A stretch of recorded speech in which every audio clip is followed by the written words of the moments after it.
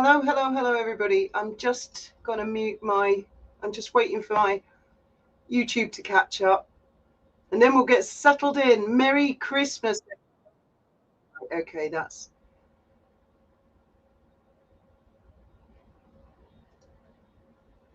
that sorted. And I'll sit in, right. Hi, Faith, Debs, Zephyr, Solarian. Hello, everybody. Sorry if I've missed anyone. Oh, wow. Moj. Loads and loads of you here. Yeah, Merry Christmas. Christmas Eve. Did you know that Christmas Eve is magical and this is the night that all animals can talk to each other? I think it was Beatrix Potter who said that. I'm going to get my ashtray. Tonight is a night for drink and smoke. 1 second, hang on.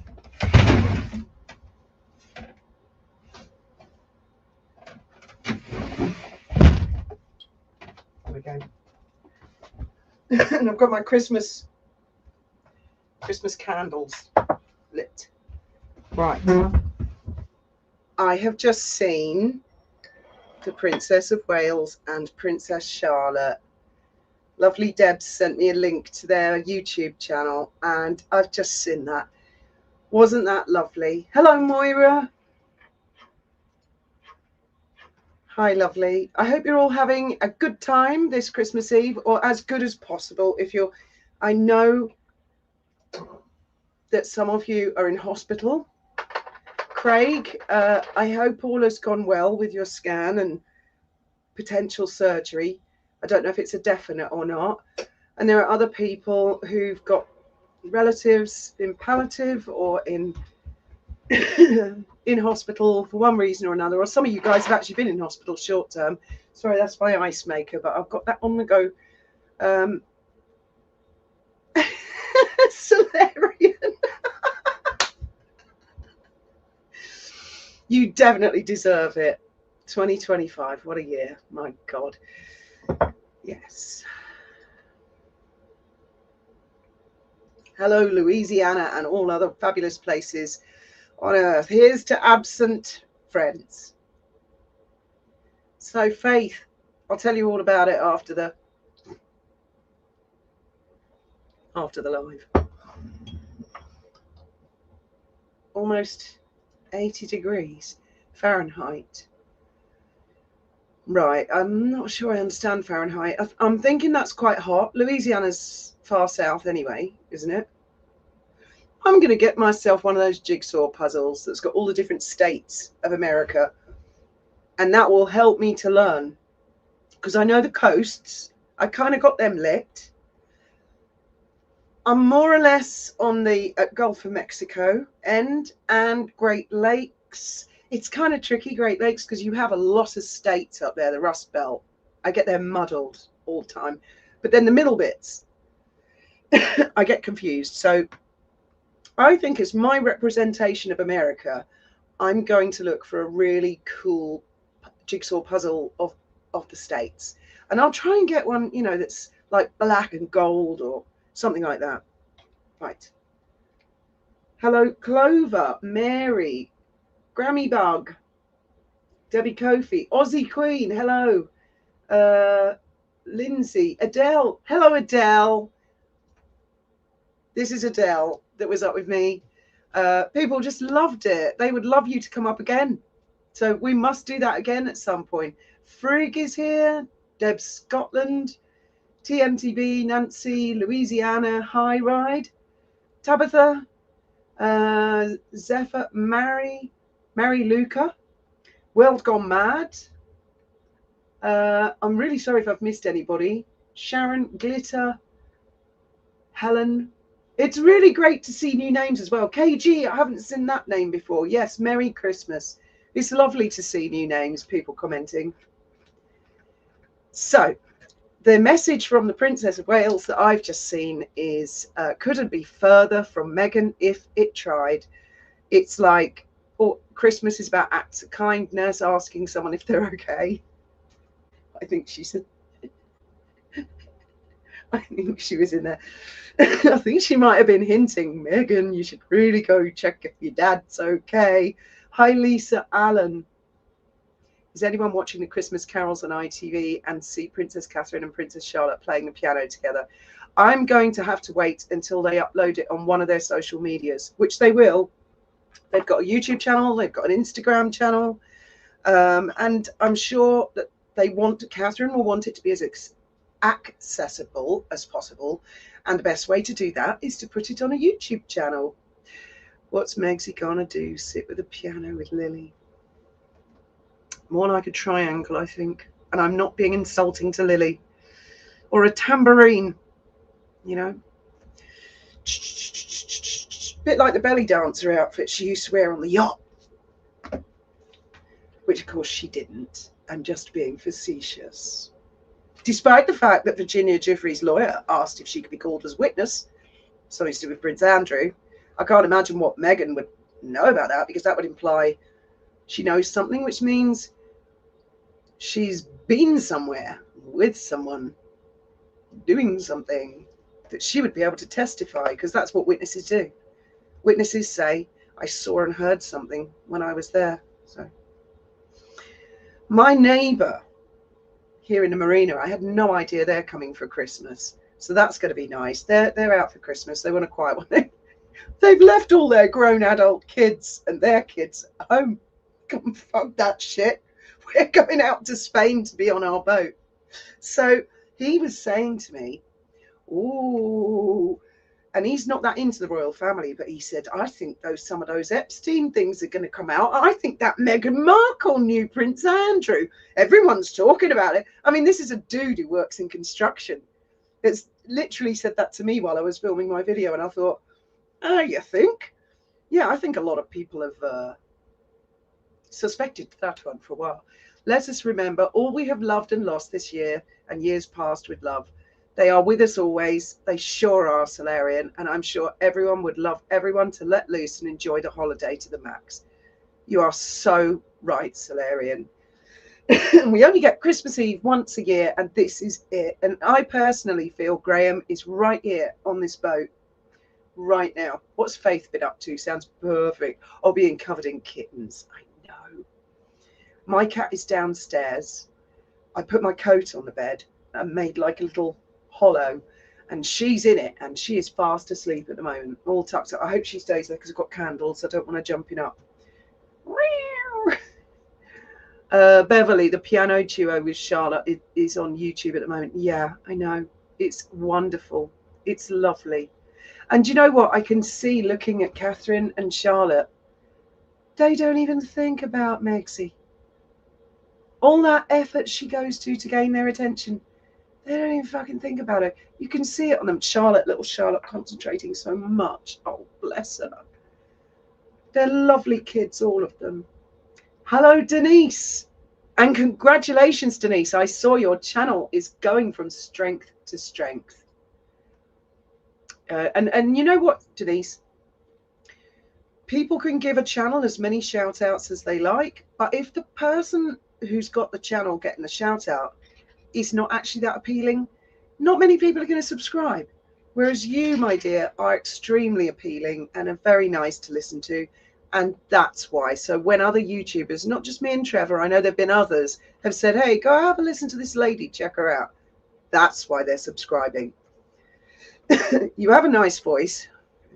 Perhaps not like chocolate. Private fucking joke. I'm never going to say that again. But you have a lovely presentation and a lovely way with you. And if anybody hasn't had a look, Denise Burnside has a channel. I'll try and highlight. Oh, there you are again. Merry Christmas, Craig. That's Denise. So you know, you see that. And another one is Cindy. I don't know if Cindy's here at the moment. I think Cindy might be on a live herself. Hello, Fiona Hall. Who's not feeling well? And you, Leslie. I hope all of you have a wonderful Christmas. All of you. I think I can hear my cat scratching. Hang on. Are you locked out? I thought you were downstairs. Cat? Holy shit, that was weird. I could have sworn I heard a scratching at the door. I've got a pet heron who comes at night. Haven't I, Faith? We were looking at him last night. Hello, Shellum Maguire. Hello, it's lovely to see you. Haven't seen the lovely Ava in a little while. Old-fashioned Merry Christmas. Yes, Merry Christmas to all of you. And I hope all of your Christmas dinners go well tomorrow, including those of you in hospital. I dare say hospital food's improved a lot.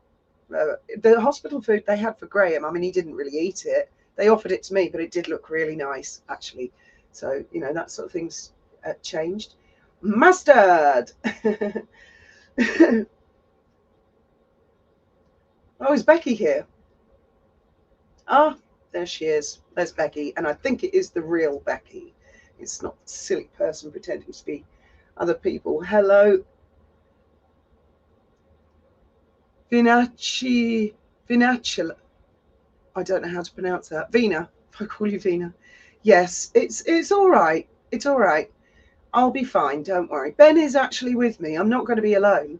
And Faith came out with Braden for about a month, and we made the best of it building up to Christmas. And I think I'll be all right. Honestly, I'll be all right.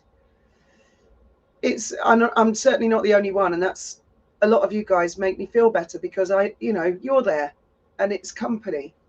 And I probably will go live tomorrow. I might go live from the galley while I'm cooking Christmas dinner because I'm feeling quite smug this year. I have bought a turkey crown. I've been messing up mashed potatoes for the last... I normally get frozen ones, but I didn't get them this year. I bought this turkey crown, and it's one where they've taken all the bone out. And it's like a sort of a sausage shape. And it's got stuffing up the middle, and it's covered in bacon. So it's all done. And it's wrapped up in greaseproof paper, and it's in a little tray all of its own. I mean, it's fantastic. And it wasn't very expensive. It's just me and Ben, so I can just cut slices. And I got pigs in blankets as well. Ben likes pigs in blankets. Do you guys have an airbrush painting ventilation box yet? Oh yeah, you should get airbrush for your little models. Ben? Yeah, Ben's here. He's asleep downstairs. He was going to go out, be with some friends earlier, but he's fallen asleep. And you know what? I haven't bought him anything for Christmas. He hasn't bought me anything. I've asked him, and he said, I don't want anything, Mum, honestly. I said, oh, I'll get some aftershave because I got my daughter some perfume. Well, 2 perfumes and a mascara, wasn't it? Comes in like a gift box. Yves Saint Laurent, Black Opium. Anyway, I said to, there, I can hear it. Oh, it is you, but you're scratching from the inside. Oh my God. I thought it was the ghost of fucking... Here we go, Woody. Here we go. Here we go. I'm shutting it again now. I'm not sitting with the door open. Well, I'll leave it a little bit open. Yeah, I mean, Ben's got a well-paid job, and he said, well, if I want something, I just go and buy it. There's nothing I need. There's nothing I want apart from socks. Socks was the only thing. But then... bloody freezing here today, and I just didn't want to go into Jib. It's a long walk. I don't think I'm going to do the cathedral thing tonight. Oh yes, Estee Lauder. I used to love the adverts when I was a kid. There was a particular makeup set, like all different colours, and it was £15, which was a lot of money then. That was a week's wage for my gran. She worked part-time at Boots. And I used to think, when I grow up, I'm going to buy an Estee Lauder. But I've got one similar that I bought Faith a couple of Christmases ago, and she never used it. I've got that in my bedroom, so I'm using all the things I bought her Christmas past because she wasn't into them. So Benji hasn't got anything to open tomorrow apart from an enormous box of chocolates. And I don't eat chocolates, so he can have all of them. We went to Lidl, and I got a huge packet of smoked salmon. So we're going to have a lot of food on the table for 2 people. A lot of food. Oh, thank you, Lindsay. Well, I mean, I bought this in 2018 and I'm getting my money's worth out of it. It gets a little tighter each year, if you know what I mean. Yeah. Yeah. Mm. Yes, oh no. Oh, I'm so sorry, farm girlie. I lost my mum just before Christmas last year. So I didn't want to do much last year. I don't think Christmas will ever be the same again, but I have to force myself. It's fine. It will never be the same again, farm girl, but the Christmases will get better, but in a different way because you've got children and family. It was like that when my dad died. My dad was a huge character. He really was the head of the family. And my mother adored him. And she was, I mean, everyone's heartbroken when they lose a partner. But I mean, my mother was in mourning for about 10 years. 10 years. I'm not kidding. She didn't really get over it until Ben was born. Because Ben looks like my dad. He's got the same personality as my dad. I mean, he's like a reincarnation of my dad. When Ben came along, that seemed to fix it for my mum. So the first Christmas after my dad died, oh my God, I suggested to her that we go to a pub and all have Christmas dinner there. And it was quite grim and depressing. And I wish I hadn't suggested it.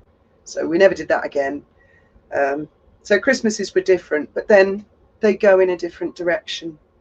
And I mean, as I say, your mum, I'm sure, is with you, because I can honestly feel Graham here. He's definitely here. Oh dear, Zeb. I'm recovering from spine surgery, so can't do much. It'll be just my husband and me tomorrow, but we'll have a whole lot of food as well. Eat, drink, and be merry. Exactly, Zeb.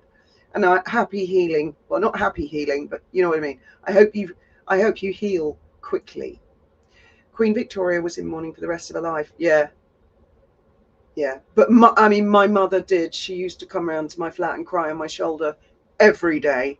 She did that for about 2 years. I'm not kidding. Every day for 2 years. And, you know, from sort of 11 till 12. And I let her go with it. You know, everybody reacts differently. Everybody copes differently. They were together for a long time. They were one of those couples that have been together ever since they were teenagers. I've noticed that MM is wearing a different wedding ring. Is she? She is still wearing her engagement ring, but not the wedding band or eternity band. Ooh, wonder, Marianne, I wonder. Hello, free speech. Remember your mum with love. Pass on the memories down the generations and enjoy the life that was present. I lost my dad 36 years ago. Still miss him. Yeah, I still miss my dad. Ben is a typical cheeky chappy. He's a bit more than that. In fact, actually, he's not exactly like my dad. My dad was quite a conservative and controlled man. Well, actually, only in public. Behind closed doors. He used to crack outrageous. Yeah, no, they are. They are very similar. They are very, very similar. Yeah, turkey crown. And I'm not bothering with peas, I couldn't find sprouts. It's not easy to boil peas and sprouts on the boat, but I love roast carrots and roast potatoes. So we're going to have it with them and the pigs in blankets and the smoked salmon starter and the massive box of chocolates. And I went to get 2 tiny weeny little bottles of champagne. Cat, can you come in because it's freezing? I mean, it's whistling right up the back of the boat, quite frankly. It's like having a fridge door open out there. Hello, Teresa Bennett. We'll have 3 Christmas. My son's family today, just my husband and I. Then my daughter's family. I am blessed, and God send blessings to you all. Yes, I'm glad that you've got family around you. Oh, it's lovely. Although we all know those moments when certain members of the family don't get on with each other. Do you know what I mean? Queen of Green. I lost my dad in February, 13 months after my best friend. Oh my God. Christmas and birthdays have lost their glow, but we forge on, sending our love to you all. Yes. And it will get easier. Nom, nom, nom. Yes. Well, I hope Ben's hungry tomorrow, otherwise it's just going to be me. And I'm sure Paramount are going to put a load of movies on tomorrow. I'm sure of it. Probably all horror movies and just shocking shit. But I'm sure they will.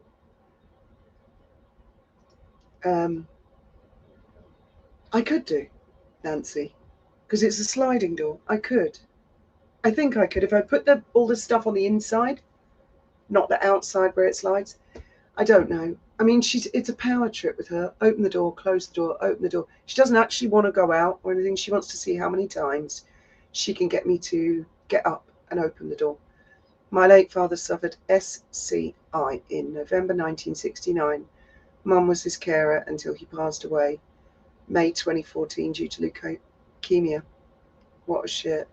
Nothing to do with SCC. Oh, I'm sorry, Spicy. Fiona, Christmas of 2018, on the 23rd, I found my uncle deceased in his house. Oh, God, Craig. I'm sorry to hear that. I'm going to spend the day with my son and ex-husband. He's working, so I'm cooking with our son while the ex works. That sounds nice, Lisa. That's really nice. Glad to be here with all of you. I'm glad you're all here with me. Totally. I don't know what I'd do without you, quite frankly. Glad to be here reading and listening to all your memories. No family here for us. Mine is all busy and my husband has none left. I do enjoy this virtual family. Me too, Nancy. And like I say, I'll try and do the live tomorrow. What I might do is do a bit of a live from the galley with my phone, which means I won't be able to click on comments because the phone's so little. And then maybe do another one in the evening. I'll see how it goes. I might eat too much and then fall asleep. What's the matter, Puss? Puss? Now this is weird. She's not there, but I'm sure I just saw her.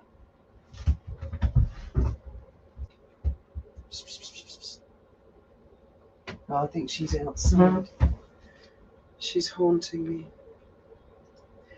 I have to go listen to my granddaughter play piano. She's been working on some tunes for Christmas. Fantastic, Denise. Have a fabulous Christmas. Hi, Annie. Fiona, I'm staying home tonight too. My church streams live, so yes, me too. I think that's what I'm going to do. Online, I'm waiting on spinal surgery in the new year. My heart goes out to everyone having a difficult time, and I hope that it's successful and as pain-free as possible. They're pretty good actually these days, the hospitals and doctors, aren't they, with pain management? That was Graham's experience. So anybody who's going in for surgery who's a little concerned about that, they are very good. What they want the patient to do is describe exactly on a scale of 1 to 10. And they test different painkillers till they hit that sweet spot. I lost my mum in 94. Between Thanksgiving and Christmas, rough year. But I kept doing the holidays. It still hurts now. It does, old-fashioned. But I mean, I still remember childhood Christmases with my family. Right, yeah, I've just got to make sure, Teresa, that it's the type where it won't interfere with the slide on the outside where it's quite close, and then maybe I can do that. Yeah, I mean, I think I've told you guys before. My mum and dad had wedding presents. They had the Victoria and Albert dinner service, and I mean the full thing. Coffee set, tea set, all different plates. And they actually had a special cupboard, not a display cupboard, but one with a solid door where it could all just about fit in. And any of you guys out there know what the Victoria and Albert is? It's really pretty. They're white. Around the edge, there's like purple and pink flowers and then a gold bit. It is a very, very pretty dinner service. So they would get that out. They had a sterling silver cutlery set. That came out. So my dad would get up. They had silver salvers, silver salt and pepper, silver mustard holders for the bread sauce. They had everything. And my dad would get up and he'd polish all of the silver. He'd put the champagne in the fridge. He'd clean all of the Waterford crystal. They got the full Waterford crystal set as well. And normally on Christmas Eve, my mum would say to me, could I decorate the table? So I'd put the tablecloth down, and I told you one year we had made it like a lake, silver with a white lace tablecloth and a big centerpiece of swan. My mum would spend weeks making Christmas crackers for all of us. So it was a huge thing. And then once my dad had polished all the silver and put all the cutlery out, put the champagne on ice, he'd get out from under my mum's feet so she could get on with getting the turkey on. And he would go to Brighton and collect his father and stepmother and my mum's mum, and he'd bring them back sort of via the scenic route. So they were really out from under my mum's feet a lot. Meanwhile, we were all opening Christmas stockings, and my mum did big thing in Christmas stockings. Big, oh, for God's sake, man. If you're going to be naughty, Santa's not going to bring your treats. Yeah, my mum did loads in the Christmas stockings to keep us from resisting opening the presents, because my dad had this rule. No one is to open any presents under the tree until after lunch and until after every single cup, plate, glass, everything had been washed up and put away in the cupboard. I think it was his way of making sure that us kids made it our business to help clearing up the table, and that the table would have to be clear. And then, oh God, as if that wasn't bad enough, from a kid's point of view, my dad would say, I shall hand out the presents one at a time, and we shall all watch the recipient and their reaction and thank the person. And they'd be like, oh my God, like a family of 14, and each person had 14 presents, not 13, because there were 14 of us. I mean, there were hundreds of fucking presents under the tree. And he'd start with like my grandparents, and us kids are like, oh, please, please. But would speed up until in the end he was just tossing presents, going, just fucking rip them open, I don't care. And then it was a free for all, and it was magical. And it was the fact that it was a wonderful day with my mum and dad. They put so much effort into it, because we knew we would get these wonderful Christmas stockings with individual presents in them that my mum had put loads of thought into. And then we'd get the Christmas crackers, which again she'd made, so she'd put something she knew would be really special for each of us. And then we got the Christmas tree presents, and I did eat chocolate when I was a kid. Then the chocolates would come out, and then tea time, and it was brilliant. And then we'd all watch a movie at the very end. Oh, and we used to do things like charades, and me and my older sister Vanessa, we'd put on a bit of a show, I think. And one year, I seem to remember, I think I did a treasure hunt, because, thank you, Tracy. Yeah, I grew up in a really, really large house. There was like 27, 28 rooms in the house. Most of it was offices, and we lived in the flat above. But my dad was a senior partner, and he owned half the building. So, we had the run of the place. And I'm pretty sure I did a treasure hunt one year, and I put the family in pairs. My God, they were competitive, especially my big sister, the big one. Oh my God, her and my other brother-in-law, they were pushing people to get out of the way. They were so competitive, and the prize was a bottle of Moet Chandon, which my dad, he'd helped me do the treasure hunt. So, yes.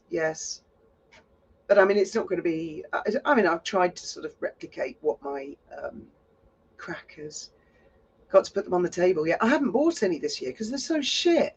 Well, the ones in Jib, I've looked at the contents. There's basically nothing in them for 12 quid. And there's only me and Ben. So he's really not into it. It's a shame.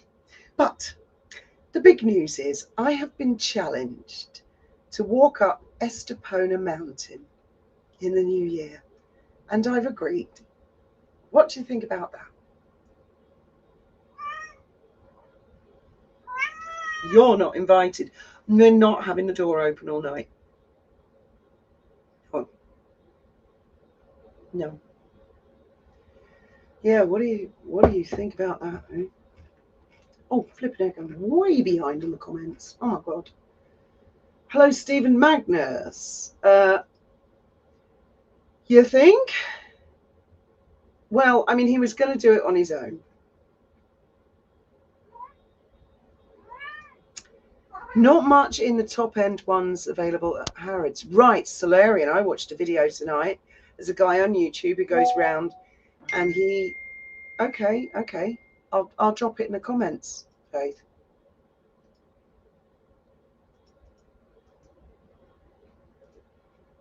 He tests stuff out, and Harrods do a Christmas takeaway dinner, a fabulous one. Although I think mine will be better tomorrow. But only $15.99. It's fantastic. And I love Harrods.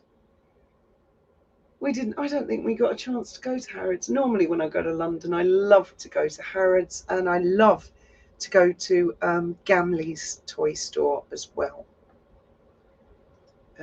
Did you get your tiara in the post? Not yet, no. I'm going to go on Friday. They're closed.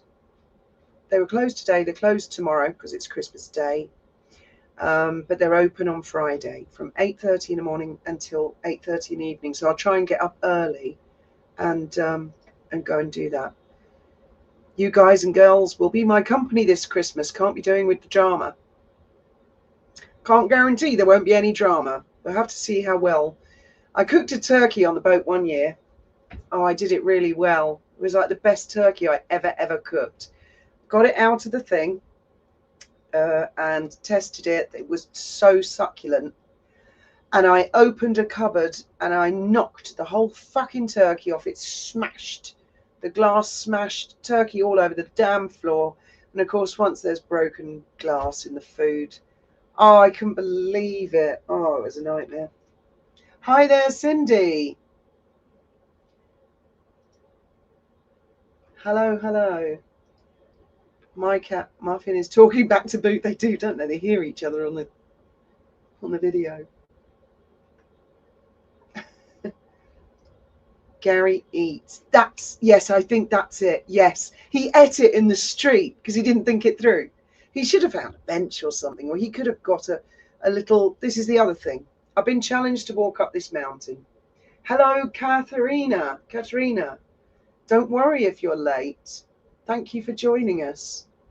Yeah, this walking up Estepona Mountain. I want to have to Google it. I'm going to Google that now. Let's have a look and see how steep this mountain is. Estepona Mountain. Ooh, there's a thing called Estepona Mountain Walks. I want to know the height.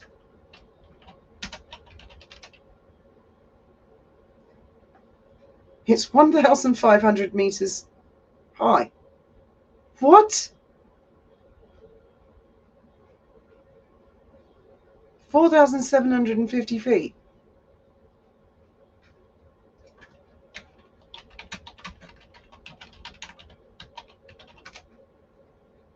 Hang on. Whoa. Gibraltar is only 426 meters. Wow. So this mountain's 3 times higher than the Rock of Gibraltar. Oh my God. He didn't tell me that. Faith, are you coming up or not?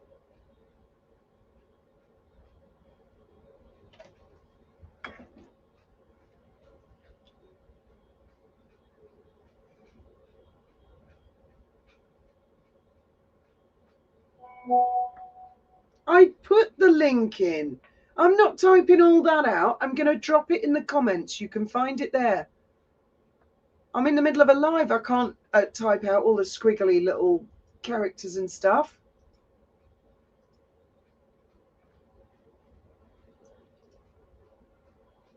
And the mountain next to it is called Marbella Mountain. That's even bigger. And that's got snow on the top of it at the moment.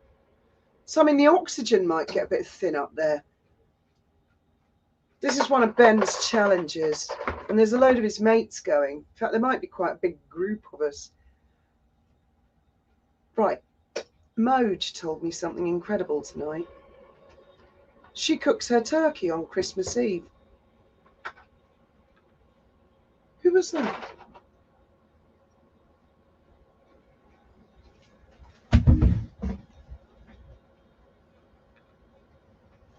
God, I swear I heard someone knocking. She cooks it on Christmas Eve and then warms it up. I didn't know you could do that. I've always cooked mine on the day. Oh, there you are.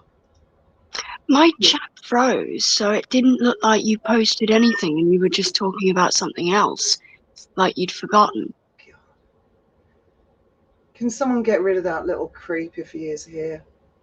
Who? Mind you, poor little Alex. He's probably really lonely. I guess today is a hard day of the year for him. Poor friendless little fuck. Hideous little troll. And probably harder for him on Christmas Eve because Santa's not going to be bringing Alex any presents because he's a nasty little shit. Fuck Who are off, we talking? Alex. What, in the comments?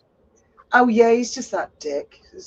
Yeah, Nancy, that's what I thought, but I didn't know that that was an option till she told me tonight. She said, I've just cooked my turkey. I'm like, but Christmas Day isn't till tomorrow.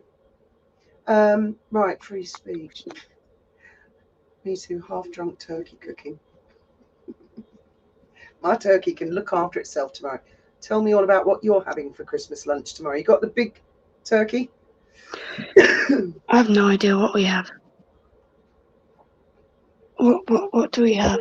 Did you get crackers for Sarah, like I said, and a Christmas stocking? She's got a stocking. Has she? Are you going to put Yes. presents in it for her?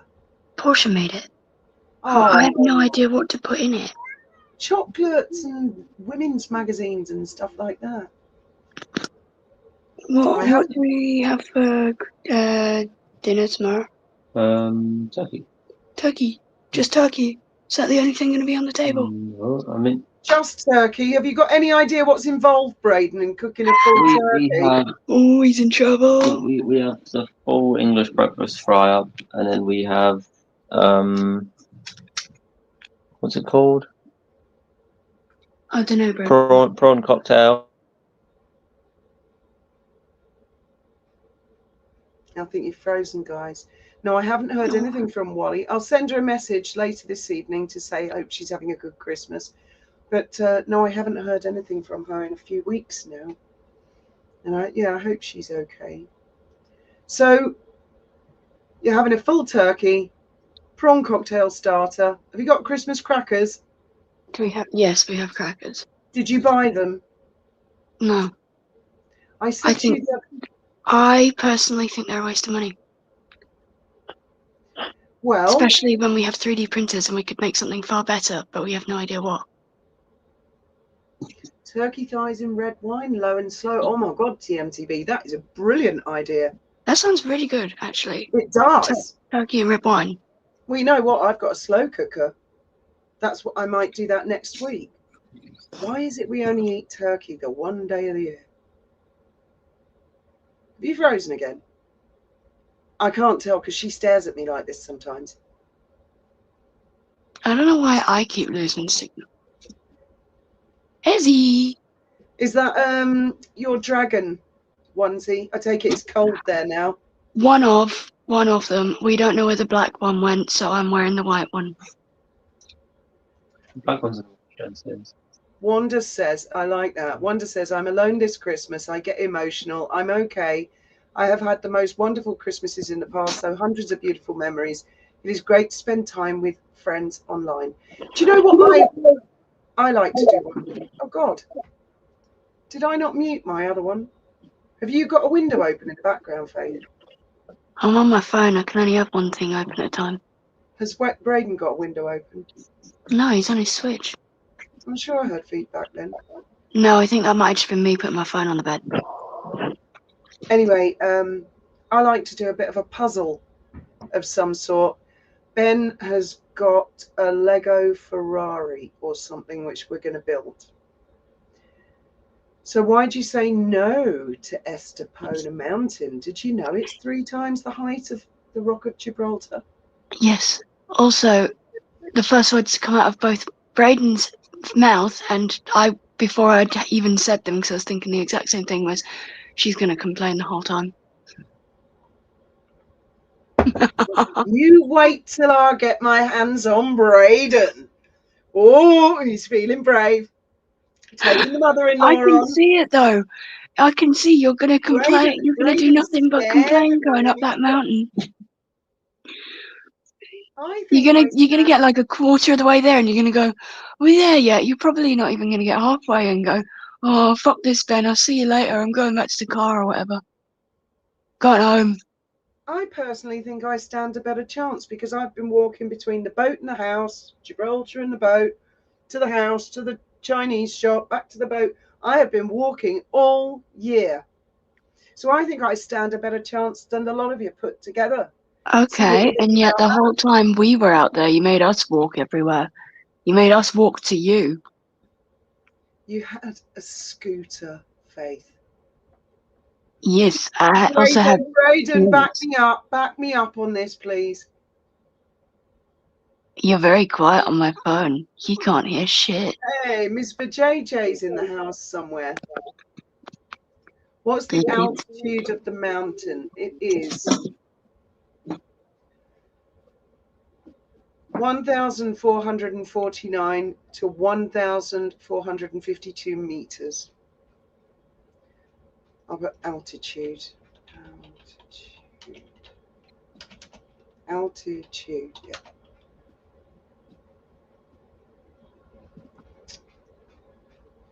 I would do an audiobook, Tracy, except for the fact that I can't read properly. Yeah, it's fine. It's about 1,500, more or less. Give or take a meter, Stephanie. It's a lot. It's a lot because the Rock of Gibraltar is only 426 meters. Although, having said that, the Spanish mountains are quite gentle in our area, whereas the Rock of Gibraltar is like very, very unforgiving. Well, I'll video the whole thing. Walking on flat ground is different. Yeah, I think Yvonne. Yes, I think you're right. But I still think I'll stand a better chance than them. Hi, Liz. Well, the thing is, Kit Kat, there's another part of the challenge. Everyone participating in this challenge has to drink a beer every 10 kilometers or every, I can't remember, or every hour or something. Are you So joining in on that challenge? Part of the challenge? I am. But what I've told him is I'm going to have a back.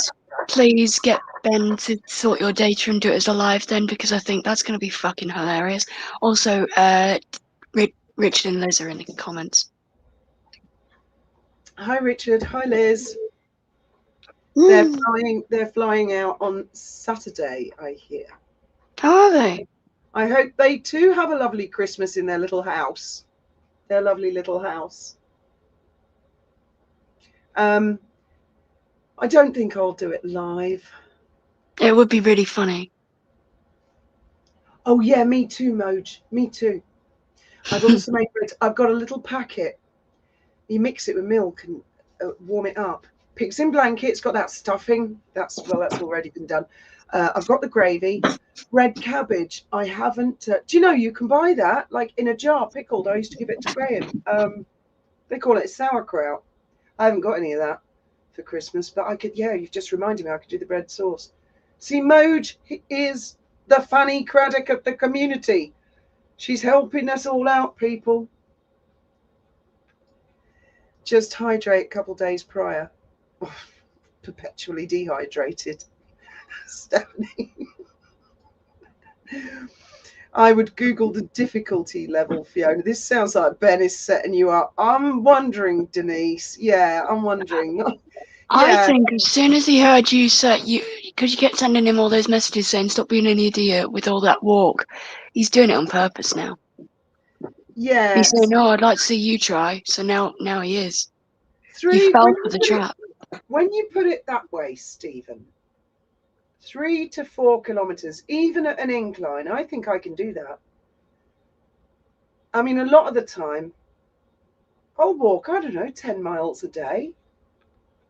Although when you were over, I did draw the line. I said to you, I can't walk to the house, then walk to the Chinos, which is as far again, then walk back to the boat, then walk to Gibraltar and walk up to see the fucking monkeys and all the way back. I said, oh God, even for me, I don't think I could do that. But I think I could at least make it halfway there. That's what I've been saying. Gold Coast bread sauce is as bad as it sounds.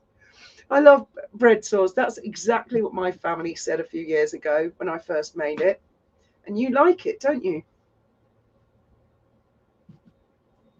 Oh, you're not What, the frozen. bread? See, she does. No, See, I'm she not. stares at me like this and freezes. Don't you like bread sauce? Yeah, I like bread sauce. Yeah, but you all said before that, you went, "Whoa, what's bread sauce?"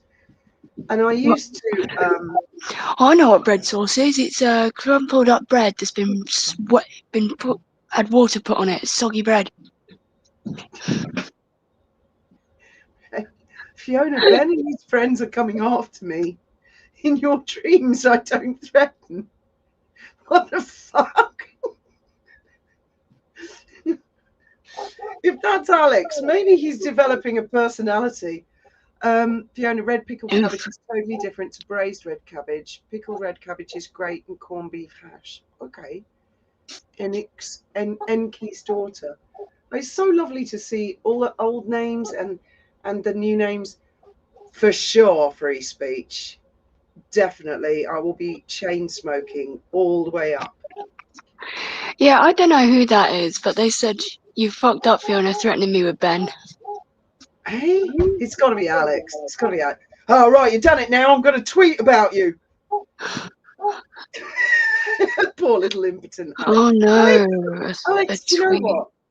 This is specifically for Alex. If you just chilled the fuck out and you posted nice comments, there are so many nice people in here, and you could make some friends instead of being a twat. Just chill out, love, and join the chat. Just try being normal for 20 minutes or something. Give it a try. Just give it a try. I think you'd be very surprised. Can't help it. It was born that way. Cat's actually being more annoying than Alex at the moment. At that vertical height, a beer every 10 meters would be 100.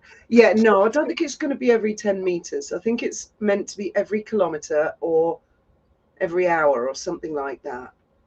I mean, God, how many steps? How many steps do you think I would take in an hour? A lot. No. A lot. How scientific. Thank you, Faith. If Well, ever I'm not we going to need give you an exact NASA, number. NASA calling. Can we have help from Faith Hesketh? I'm just going to top my drink up. No, Barbara, we didn't, because she in Spain, but she wouldn't have liked them anyway because it's got chocolate. There's a lot of comments. It's too fast. Chandelicious, don't think I've had corned beef hash. What? We're talking about corned beef now, are we? And pickled red cabbage. Oh. Hello. Can I help you? Okay, goodbye. Cat's being weird. Where's the chat gone? I have to keep coming back here. I love hearing British women use foul language. Maria, well, not in that fucking case. What's that? British use found language? No, the comment was shit. Where's the comment gone? It was, I love hearing British women use foul language. Sounds so proper. So, and I just said, well, in that fucking case. Make a 3D printed chest. We were thinking about that, TMT. You naughty woman. Naughty. Right. Me? No, Mustard. I was going to say, I wasn't the one that said it. Samantha Mustard. What's going on here? You're not joking about what? Oh, hello. Come here. Nosy. Come here. Oh, hello. He's playing at the moment. He's been caught temporarily. Oh, what game is he playing? Chase? No, they're playing peekaboo because there's a giant box in the middle of the room that possesses a new 3D printer. Oh, I saw you've got an unboxing tomorrow. Yeah. So what it is is one of them will sit on the top of the box and the other one will hide and try and bop the other one off without them seeing. And then when that happens, they switch places and then they do it What I again. do is cut a hole about like paw size, and you'll see one will put the paw out and be grabbing. Oh and it's yeah, hilarious. we would do that, but Braden's currently he's got to reorganize the loft and throw a load of stuff out to make room for it because it's huge. It's still we've had to put it back in the box because it's that big. Maybe he'll have to get rid of the display cabinets full of the dolls. That's what I keep saying, and he says, "Go to fucking hell." He says he'd rather get rid of me than them. I'm only joking. The display cabinets, finally got to get rid of them just to make room. Would you rather get rid of me or the display cabinets? Braden, I've got an idea. Neither. You got to make a choice though. Braden, I've got an idea. Does each little box separate, or are each of the towers one unit? Mother, you've asked this before. It's a unit and they've got shelves in them. What if they laid on their sides? Could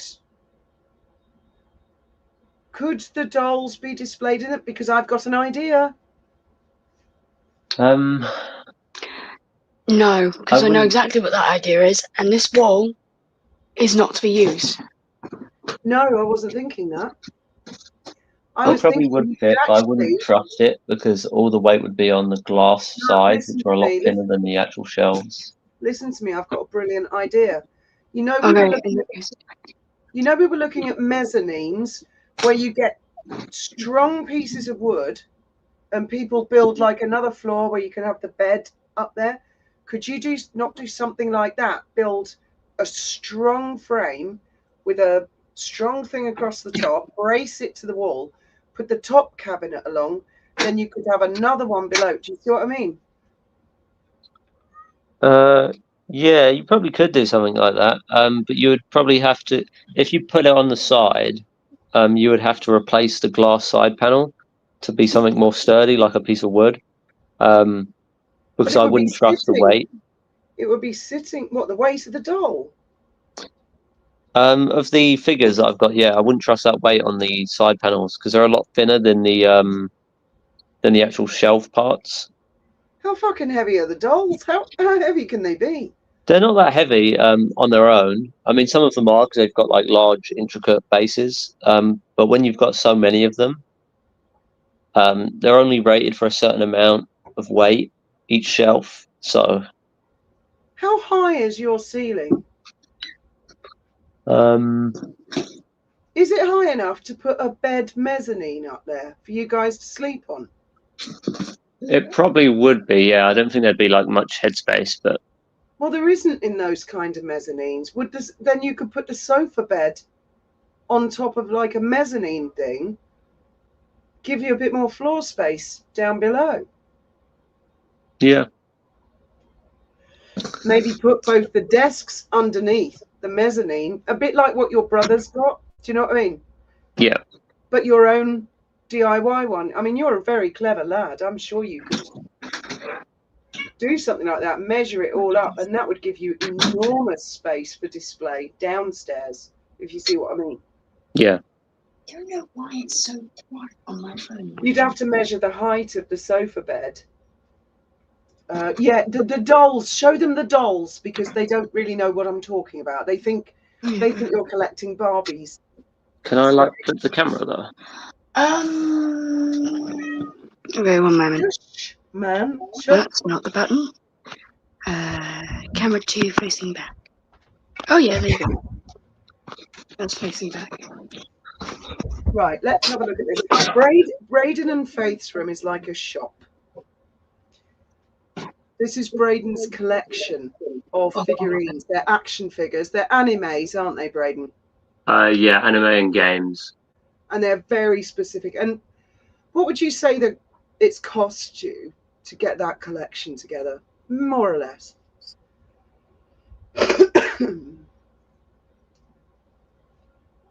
I think they've frozen again. He's doing that. There you go.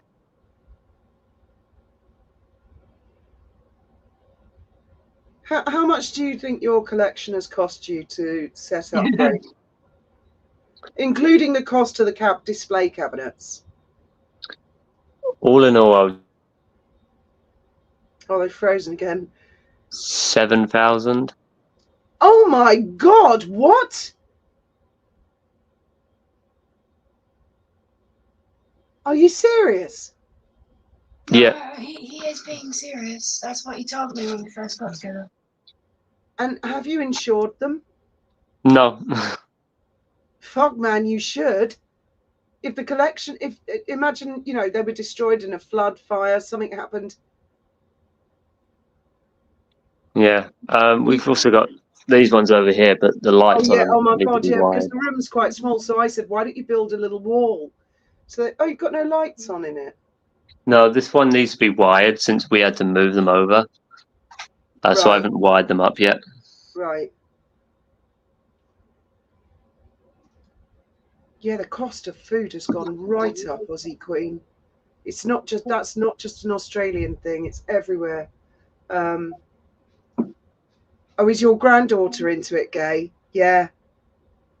Oh, wow, look at all them. The little ones are hand painted. I like and the lady. I like the uh, lady that was just there with the legs crossed. a medal he won for an art contest. And my art contest medal is bigger because I won more than him. Right, listen. No, listen. This is the end of your power game tonight. You come in. Come on. Dragon. Come on. Piece of bread. Come on. Sure. Yeah. I can tell Father Christmas is coming because the wind is very cold. It's like a North Pole. Why are you shining my face? I won that. I got second place in the same. Oh, the drawing contest, of course. The painting contest, yeah. Hello, Idaho. Let me put this back. Oops. Aldi is now here in New York. Have you only just got Aldi? Oh my God, they're wonderful. Aldi, Lidl, they're fabulous. Where are the cats? Where have they gone? Oh, you've got the sofa bed pulled out for the night then. Yes, it's been out this Oh, it whole looks time. really, really, really cozy. I know. I'm sorry, Ham Shackleton. It's such a shock to the system down here. Especially, and she was literally, right, she's your cat, Faith. I've inherited the cat, really. And she was just sitting there in the door, half in, half out, looking at me like this. You know how she does that? Yeah. Yeah, I'm talking about you. Because it's a power thing, and she wants me to sit in a draft because she wants me to get off the internet and go give her. No, you've just had treats. That's what you get for threatening her with no treats. I mean, her toilet is inside. It's not she needs to go to the loo. She just likes to sit on the back deck, get a bit of fresh air, and she wants to be included as well. I'm telling you, that cat needs a mini dressing gown. On Christmas Eve we have ham. Yeah, BPAP. So I did a roast pork with. I tried to do the crackling. My blooming what's it called? The oven your dad bought. Halogen. Yeah, no. Air fryer. Air It's just fryer. got these codes 1111. It won't do anything. What's the price of 6 eggs? £1.50-ish, something like that, more or less. It's just Miss for JJ, they've only got to put 10p on this, 10p on that, 20p on the other, and it's amazing when you get to the till. You're like, I've spent how much, and I've got hardly anything. Apparently they're $5 in New York. Yeah, free speech. The thing with Aldi and Lidl is you've got to be selective. There are certain things you get there that are much cheaper, and then you get the main things like the meat and other supermarkets. Oh yeah, she is so the boss of me. Sounds like the cat. Sounds like my cat. Yeah. Well, Samantha Mustard has got kittens. little kittens, black ones, and and mummy cat is black. Oh, they're adorable. Oh, come here. I love Luna. Hairbrush Come is here, Ezzy. in my handbag. Ezzy's having a cuddle now. Is that one of the characters? Oh, this is the little girl. Oh, she's so cute. Sweet. She's got a very big personality. Can she hear Boo? Yeah, she doesn't care though. Oh, do you want another cuddle? Come on then, big man. Oh, where Go are on. you, farm girl? Oh, I love snow. Hello. Is that the little guy? Yeah, there's no man. Oh. Where you going? Hello, Tony Stark. Yes, Merry Christmas. Oh, I've 6 eggs, about $5 in New York. Really? Ooh, that's edgy, isn't it? $5. My cat has me up and down opening the bloody back door. Yeah, it's a power thing. It's definitely a power thing with cats. Yeah, I was thinking about that, Stephen. I've watched a lot of those videos. You hear a lot of. Oh, she wants says, to- let me have my opinion on your channel. Actually, yeah, she's got a YouTube channel, hasn't she? She does. But I haven't posted on it since 2023, I think. I've noticed you post loads of your little kittens on your shorts. They're adorable. I love cats. Oh, that reminds me. Braden's actually found something rather important, which I shall talk to you about later. But it will be posted later at some point. Is it about anyone we know? It's me and Dad. But it's a video that I forgot was taken. Oh, what's it about? What year did we move down there? Oh, Because you like to say 2010, and I know for a fact it was no, not it's 2009. 2010.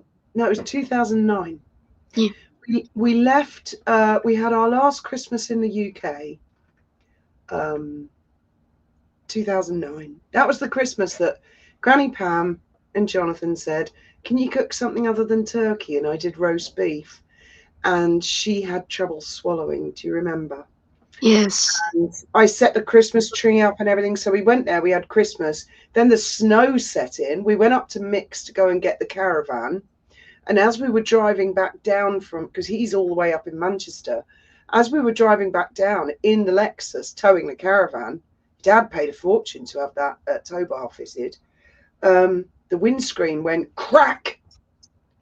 There was no crack on it. It just made this horrible noise. And I said to Graham, just slow down, because we were coming down off the Pennines. I said, and it was starting to snow. I said, just slow down. Hopefully, hello, Trevor. Trevor's in the house. I'll drop the link in case Trevor wants to come up.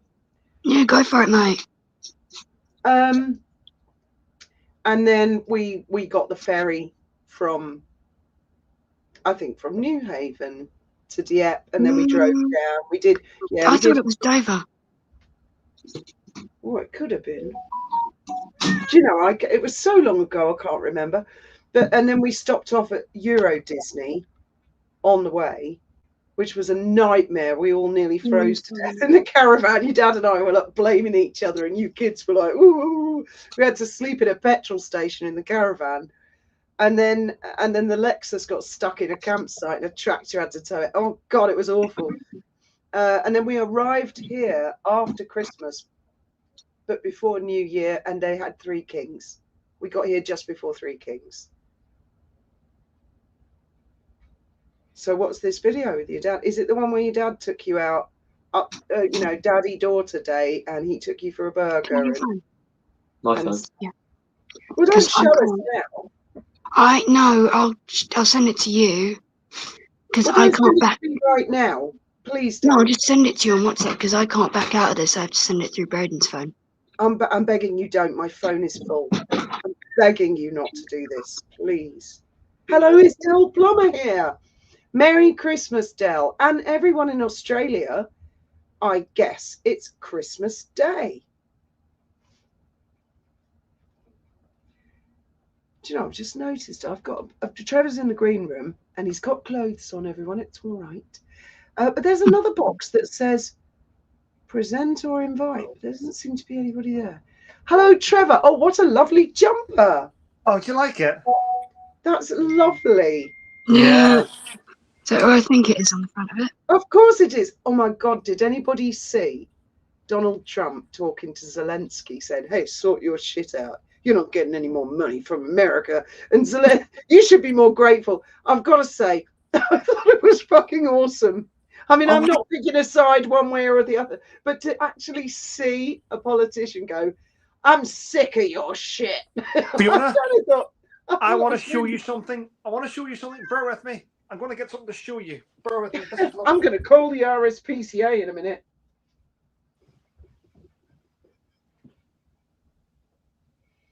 Have you frozen, Faith, or are you just staring at me because I said that? No, I'm looking at the comments. Oh, okay. Yeah, I'm not getting political there. I just thought it was incredible. I would love to see more politicians just come out with whatever, like, oh, fuck off. Yeah, I don't. There's only one. There's only one like American politician that I like. But the thing is, I don't know what his name is. Probably best you don't say. You know. I don't know what his name is. All I know is he hates both sides. Oh, okay. He takes the piss out of both of them. Who? I don't know who it is. Oh, I don't know what his name Dad is. did that. Graham did I've that. got to go give my cat more treats. This is Has he? Graham did that. Graham took the piss out of every side. Yeah, no, I think he. I don't know what. I think he was like blue side or something, but he hated both. Oi. How do I? Well, I don't know because I've missed the start of this conversation. But how are you? Faith, how are you? Existing. Existing. That. You know what? That's a shitty thing to do. Exist. Because you know what? Well, I'm existing with these two. All right. Okay. I see that. You're not existing. You're living. You're living. They're very small, I'll fluffy. check. I actually. I will be on. I don't know. I don't care who's watching, Faith, but I have checked my. I have checked my computer, and it looks like your present hasn't been delivered yet, but it is out for delivery. It's been out for delivery for about 4 days, but it'll get there. And I'm going to be honest. I think you're going to really, really like it, and that's all I can tell you. My mother can't keep a secret. Okay, well, don't tell people in the chat. Don't want everyone knowing. I'm not but, going to, but she lasted all of 30 seconds. It doesn't matter. she your mother. browbeat me, Trevor, and No. Well, I got this letter. I get my PO box. I get Christmas cards. This one was a special one. Now they've all been special, but this one stands out, and I'll tell you why. This one has come all the way from Canada, and I've had some from New York and all that, but this is a different one. So, and the reason why I tell you this is because the lady that wrote this has written a lot. I won't show her address.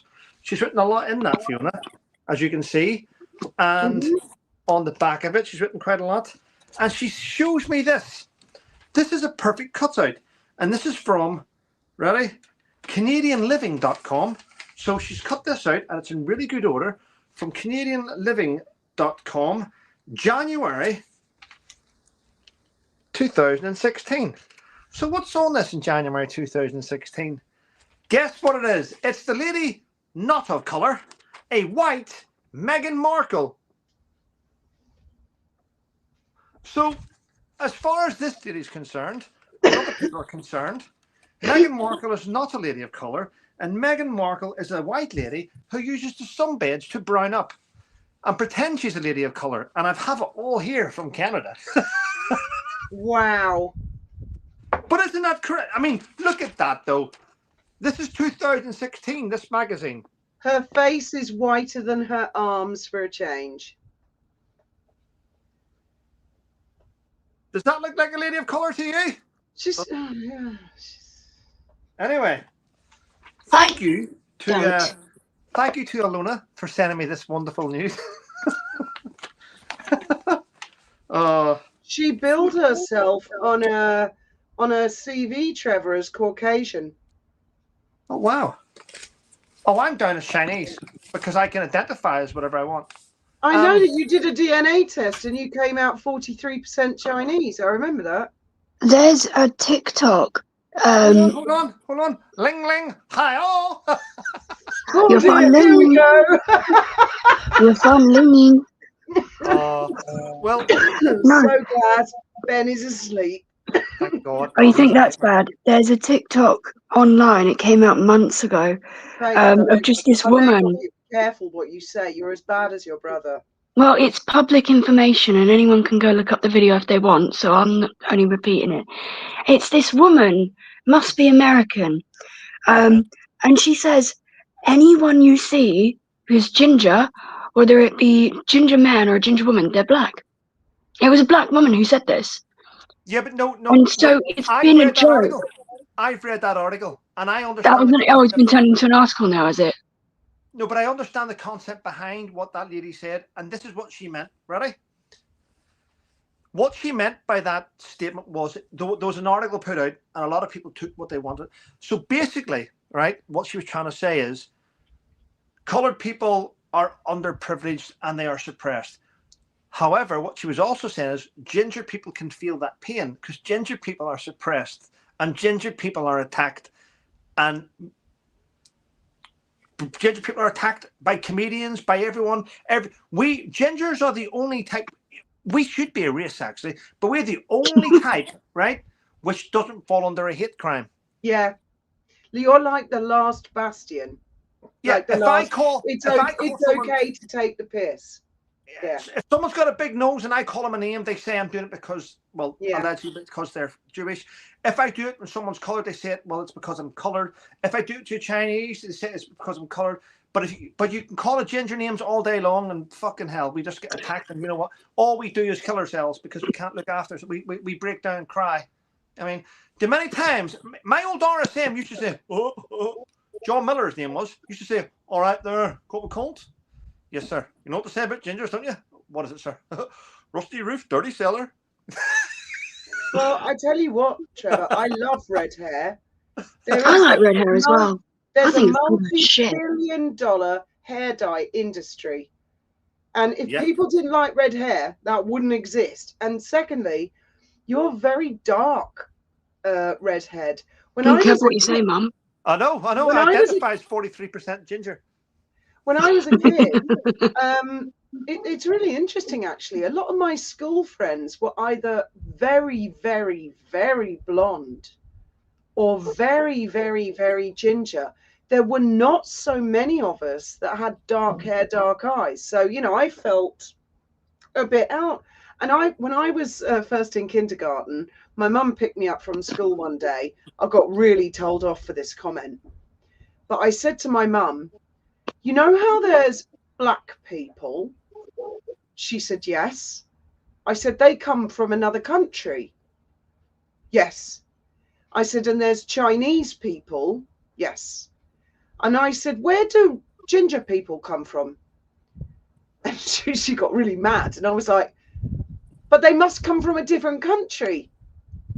Because as a kid, I was looking at when my mum went fucking spare. She was like, don't you ever say that in public. Don't you ever say it. So my mum was a politician. She was like, oh my God, my daughter's going to come out with this shit.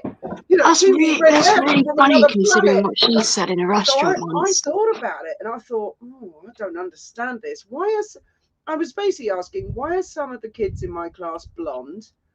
Why have some of them got red hair? And I mean, they were really ginger, Trevor. Not like you. They were very, very, very vibrant ginger, and a lot of freckles. I've seen some gingers. I mean, there's some because of immigration, good immigration, you know, and integration over the decades. Seriously, school children have become darker. If you had a time machine and you went back to when I was at school, my God, if we were but they were like a bunch of Vikings, and I was the dark one. Do you want me to? I'm going to educate you and everyone in the chat right now. Are we all going to get into serious fucking trouble? No. I mean, I suppose this is serious, but also I know you're going to laugh when I tell you this. I know Faith. Look, get your hand away from your mouth, Faith, because I want to see if you laugh about this. I want to see if you laugh. Faith, take your hand out. Ready? The one saving grace of being a ginger kid is that nobody wants to groom you. Oh my God. Oh my God, man. People And stay there away it from us. is. Mike People stay, dropped the people bomb stay away. People on stay my away from us. channel.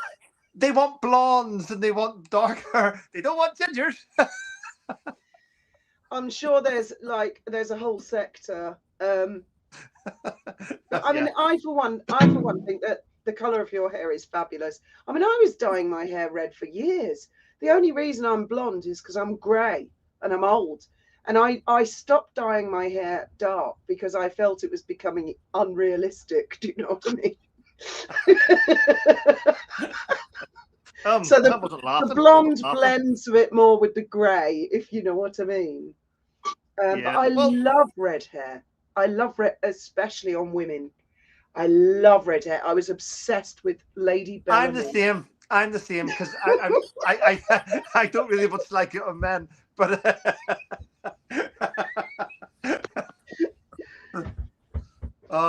well, Yes. today, right? Every year, Sebastian's mum always gets me and Gwen tickets to the pantomime. This year was different because my mother was here, and I was like, "Oh, how do I do this?" And then I was worried about the role where she was going to be in disabled because it wasn't booked for disabled person. And it doesn't matter. I drove into Ipswich, dropped them both off. Gwen and my mother, they were in. And Gwen was texting me all the time going, your mother saying, it's the first time your mother's laughed since your dad. She's been laughing and laughing. She loved the pantomime. She thought it was fabulous. So I'm really pleased that I did that. And Demi went out for me, laughed at that. But yeah, she's at ease. Can I just address your ex-wife for a moment? Yep. It's like Christmas gift for Trevor and Gwen. Getaway weekend to Rome, Paris, dinner for two, panto. Yeah, sure. Where's she coming from with that, man? I don't know. Well, I don't know. I think it's just she did it the first year really because she didn't know what to get us, if you know what I mean. And she's just done it now for the last 5 years. She just does it. I don't mind it. I bought her a stool. Oh, what kind of stool? Well, basically, she says that in the new year she wants to start back up doing her YouTube channel. And she has this lovely place to sit down with two people to chat about things, about the body and all that stuff. And she asked me about how to set it up. And I said, well, I use like a beautiful stool and I have my microphones attached to it and they come out and two people can sit and chat. So I showed her what I had. And she went, well, that's what I want to do. So I went, okay. So I bought her that stuff for Christmas so she could start a YouTube channel off. And I end up going to pantomime. Which I didn't even go to. She's not. Look, I don't mind. Fiona, the truth is, right? I've got to say, Louise has green eyes, and I love green eyes. I love green eyes. I've just seen this is awful. Tin says, I'm Navajo. And way back, my brothers, too, used to bathe in Clorox so they could have white man's hair color. Well, yes, I can relate to that because when I was 15, I used to bleach my hair. And because there were lots of blonde people and there were loads of redheads. Loads. And I think it is, there was a big influx, of course, of the Indian community. Do you remember in the 70s and 80s, there'd be TV shows like Z Cars about the Indian family wanted the daughter to be traditional, marry an Indian man. But the Indian girl didn't want, she wanted to integrate in British culture. And then she'd have a white boyfriend. Well, I mean, it just came to be. And we change color with our genes all the time. So many people in the comments. Then who did Ben get his eyes from? I don't know. Vicky has green eyes. Richard has blue eyes. You have got to be brown someone on eyes. Dad's side then. Well, Chink is. I'd better not explain why we call her that. But Chink, Graham's first wife. I think you should. Not Chinese. She's not Chinese. It's a different reason. Chink has blue eyes, I think. Hold on, Fiona. You can't Stop call saying someone that. chink. You can't call someone chink and then not explain why. But That's they're not what I'm Chinese. saying. One of her sisters is called Conk. I will Chink, Conk. I'll leave that up to your imagination. There's a whole load of brothers and sisters, and they all have these names. Conk. Her real name is Joan. Joan, I think, has blue eyes. Graham had hazel eyes. Are they disabled? No, Conk has a large nose. Oh, I conquer. I've never met her. I've only heard about her from her sister. Just want to point And out to everyone in the chat. everybody apparently calls her Conk. Keep And if digging the grave, mother. And if they don't, then Richard's watching this and he'll tell his auntie, "Did you know everybody calls you Conk?" So yeah, Vicky I think has green eyes. Richard has blue eyes. You want to stop gaslighting? Why is she called Chink? I'm not saying. I'm not saying. Oh, come on, Mum. It'll be fun. No, we're not going there. We're not. You're the one let's who's not already go dug there. this grave. Yeah, it's not. Well, I mean, that's what the whole family calls her. They all call her Chink, and actually, I'm not quite sure why. I think it I was only call her that because you call her that. Elizabeth McCormick has just posted, "We are here and we're listening to everything you say." who's posted that. Elizabeth McCormick. Oh my god! No. Liz, you heard nothing. Okay, Chink. I'll tell you what she looks like. She's Not Chinese, you said. no, she's not. No. Not Chinese. I don't remember what she looks like, actually. Chink is very glamorous. She always was. She says we hear it all. We're hearing all of this, Fiona. She's very, very glamorous. I'll tell you. Glad it's not Meghan Markle. Do you remember Wendy Richards in Yes, I Are You do. Being Served? Yes, Ginny Stenners as well. Well, yeah. Chink looks like Wendy Richards. She's glamorous. You know, like Are You Being Served? Oh, Muzz, Wendy Conk is Richards. correct. Big In fact, nose. when, That's what Richard said. When I remember Wendy Richards. Pauline Fowler? Fowler would Yeah. be on EastEnders, Graham used to say, "My God, she looks like Chink," but Chink's got black hair. So if you imagine Wendy Richards with black hair, that's Graham's first wife. So She's Elizabeth, really, really, Trevor. I Elizabeth- mean, she always was a beauty. but you're so Always. Elizabeth is Graham's first wife. No, no. No. Right, No. sorry. That'd be weird. Elizabeth is Graham's daughter-in-law. All right, I got you. Okay. Richard says Conk is correct. Big nose. Right, thank you, Richard. Thank you for backing me up. Thank you. Time for a sharp exit. No, they were all glamorous women. I think there was another one. Oh, I think there is another one called Tammy. You never finished that off, though, did you, Faith? What? You never finished off exactly what Richard said in the post. You only said the first half of it, didn't you? How the fuck am I What's supposed to? Richard done now? No, he put a nose emoji at the end of what you said. How the fuck am I supposed to explain that? But what's he said after the nose emoji? That was it, as far as I know. That's it. He just said big nose. Bastard. Yeah. Yeah, and Chink. I mean, yeah, Chink was a beauty. Are you Graham's just on here second- to destroy relationships? Graham's second wife looked like Liza Minnelli. Really? Yeah, The younger version? really. Liza Minnelli, when she was young, was super attractive, actually. In fact, when we were in Holland, we went to the Madame Tussauds there, and they had a waxwork of Liza Minnelli. And Graham pointed at it. He said, "Look, there's Tracy."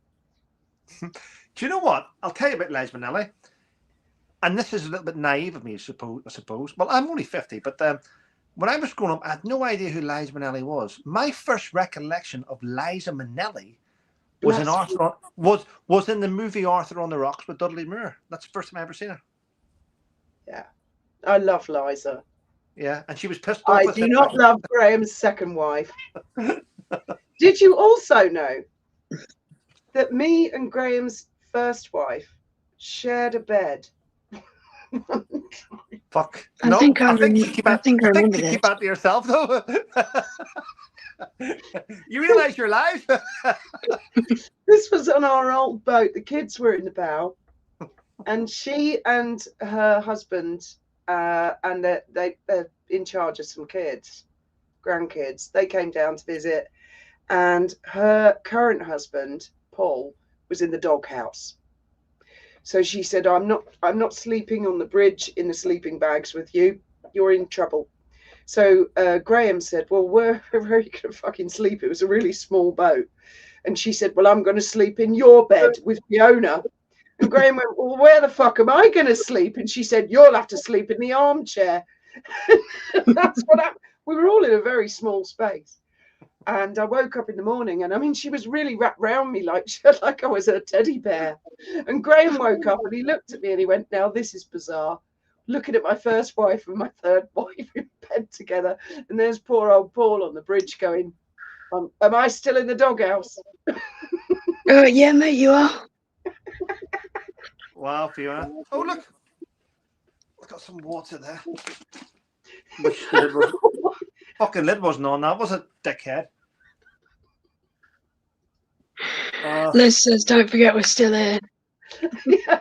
Oh, Liz knows all about this. So does Richard, I'm sure. Oh, I know, she's laughing. I can't even see. Oh, there she is. There you go. Yeah. You got there in the end. I think you've gone way off topic, though. What was the topic? About? The ginger race being stamped out. Meghan Markle being white. Oh, Andrew, trying to quietly host a last party in the Royal Lodge. Yeah, I've heard about that. Well, why not? Fuck it, why not? I'll tell you why not. Who the fuck is going to... Sorry. Who's going to admit going to that? That's a career ender for most people. Richard, stop it. Sorry. Do you know what? I kind of feel I should go and check if Ben is actually alive, because he's super quiet. He must be in a deep slumber down there. Fan club, notorious fan club.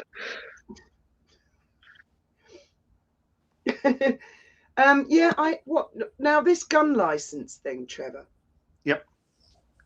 What's going on there? That Andrew, I mean, he's had everything stripped, and the police have visited him, and they've asked him to hand over his gun license, volunteer his gun license. I mean, at what point is it going to stop? They're not going to stop. I reckon they aren't going to stop. They're not. They're going to keep going on and going on. They want him to kill himself, don't they? He will kill himself eventually. Yeah, of course he will. I mean, they won't. I mean, the thing is, for them to say to him, hand over your gun license, right, voluntarily, he could say, no, I won't do it. So either you volunteer, or else the alternative is we take it. Now, why would they take a gun license from him?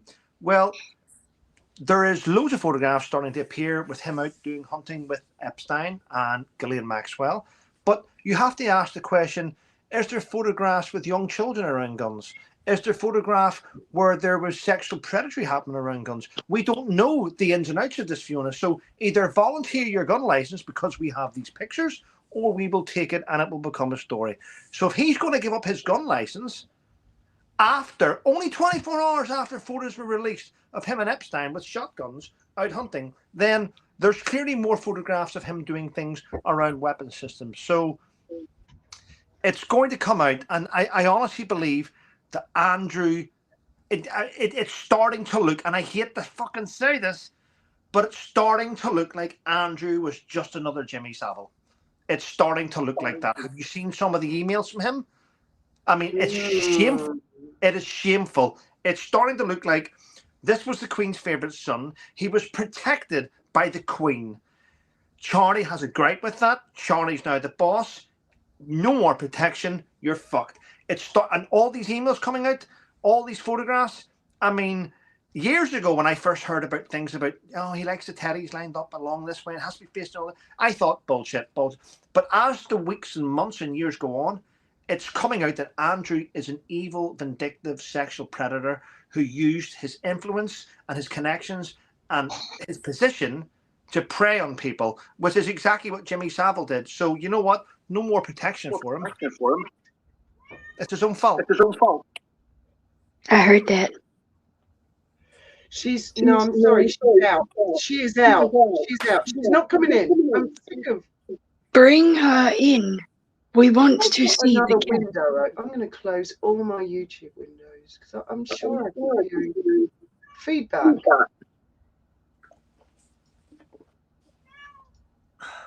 Can you guys? Oh, Pardon? Debbie and Moira have just said that he would have to relinquish his gun license because of a change of address. Then he would reapply at a new address. But that wouldn't be news. That I wouldn't.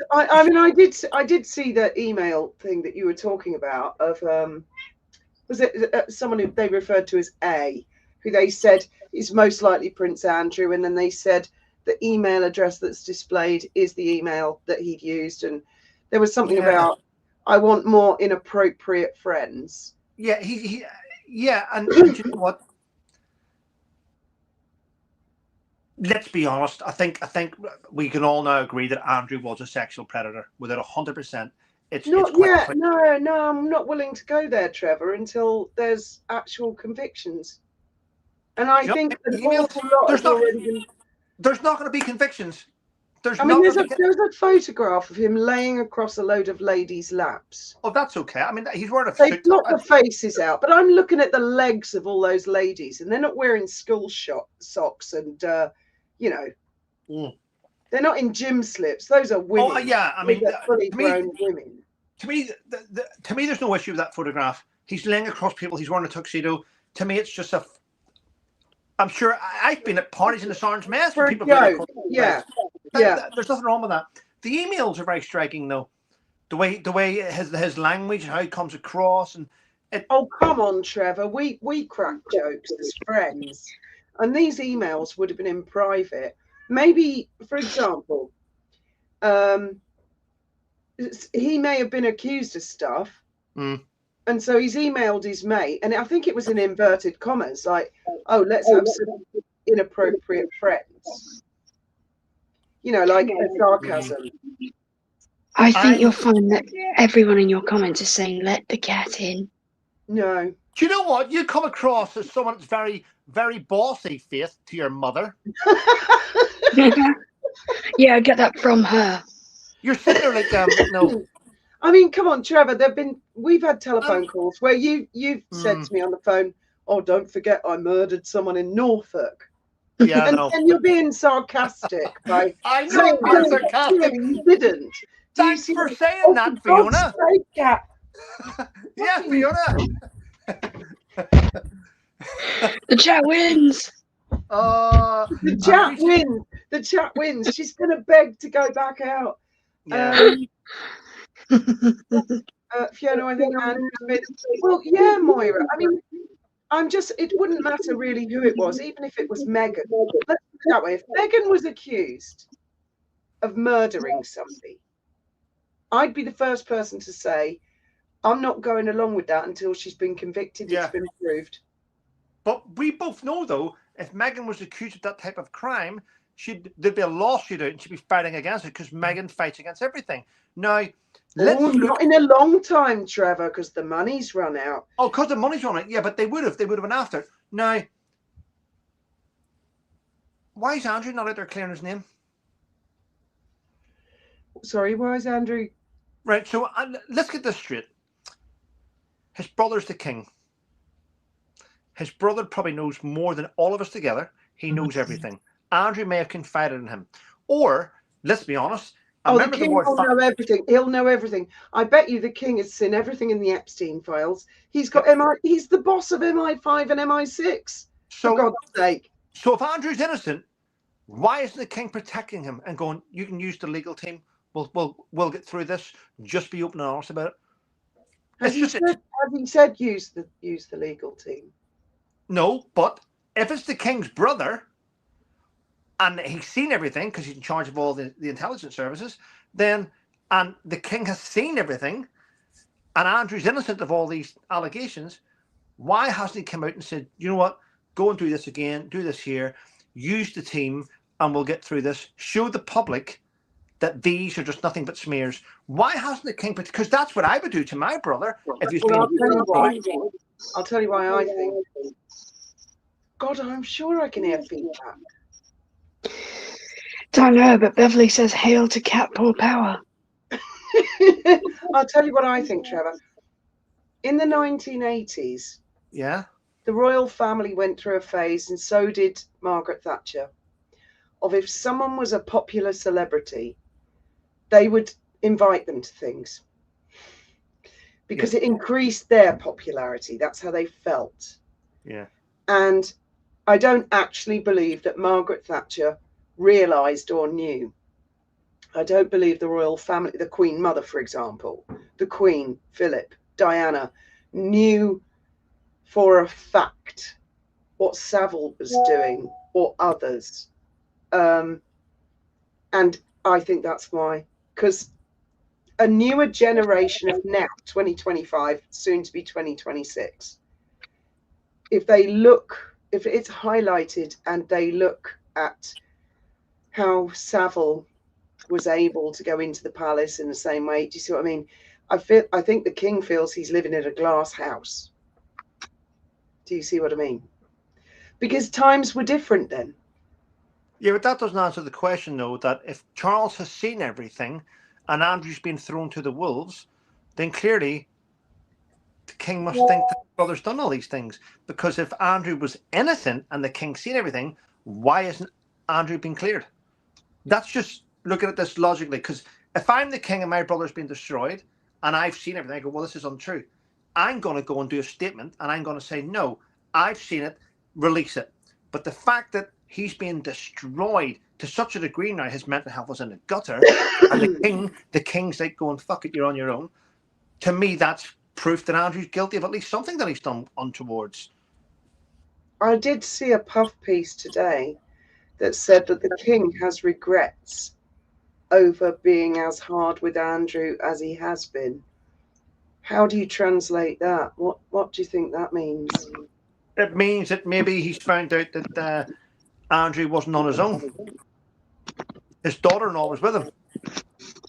Oh my God, second mic drop on my channel. Oh my God. So I regret being that hard on my brother. I should have been harder on the other two. Yeah.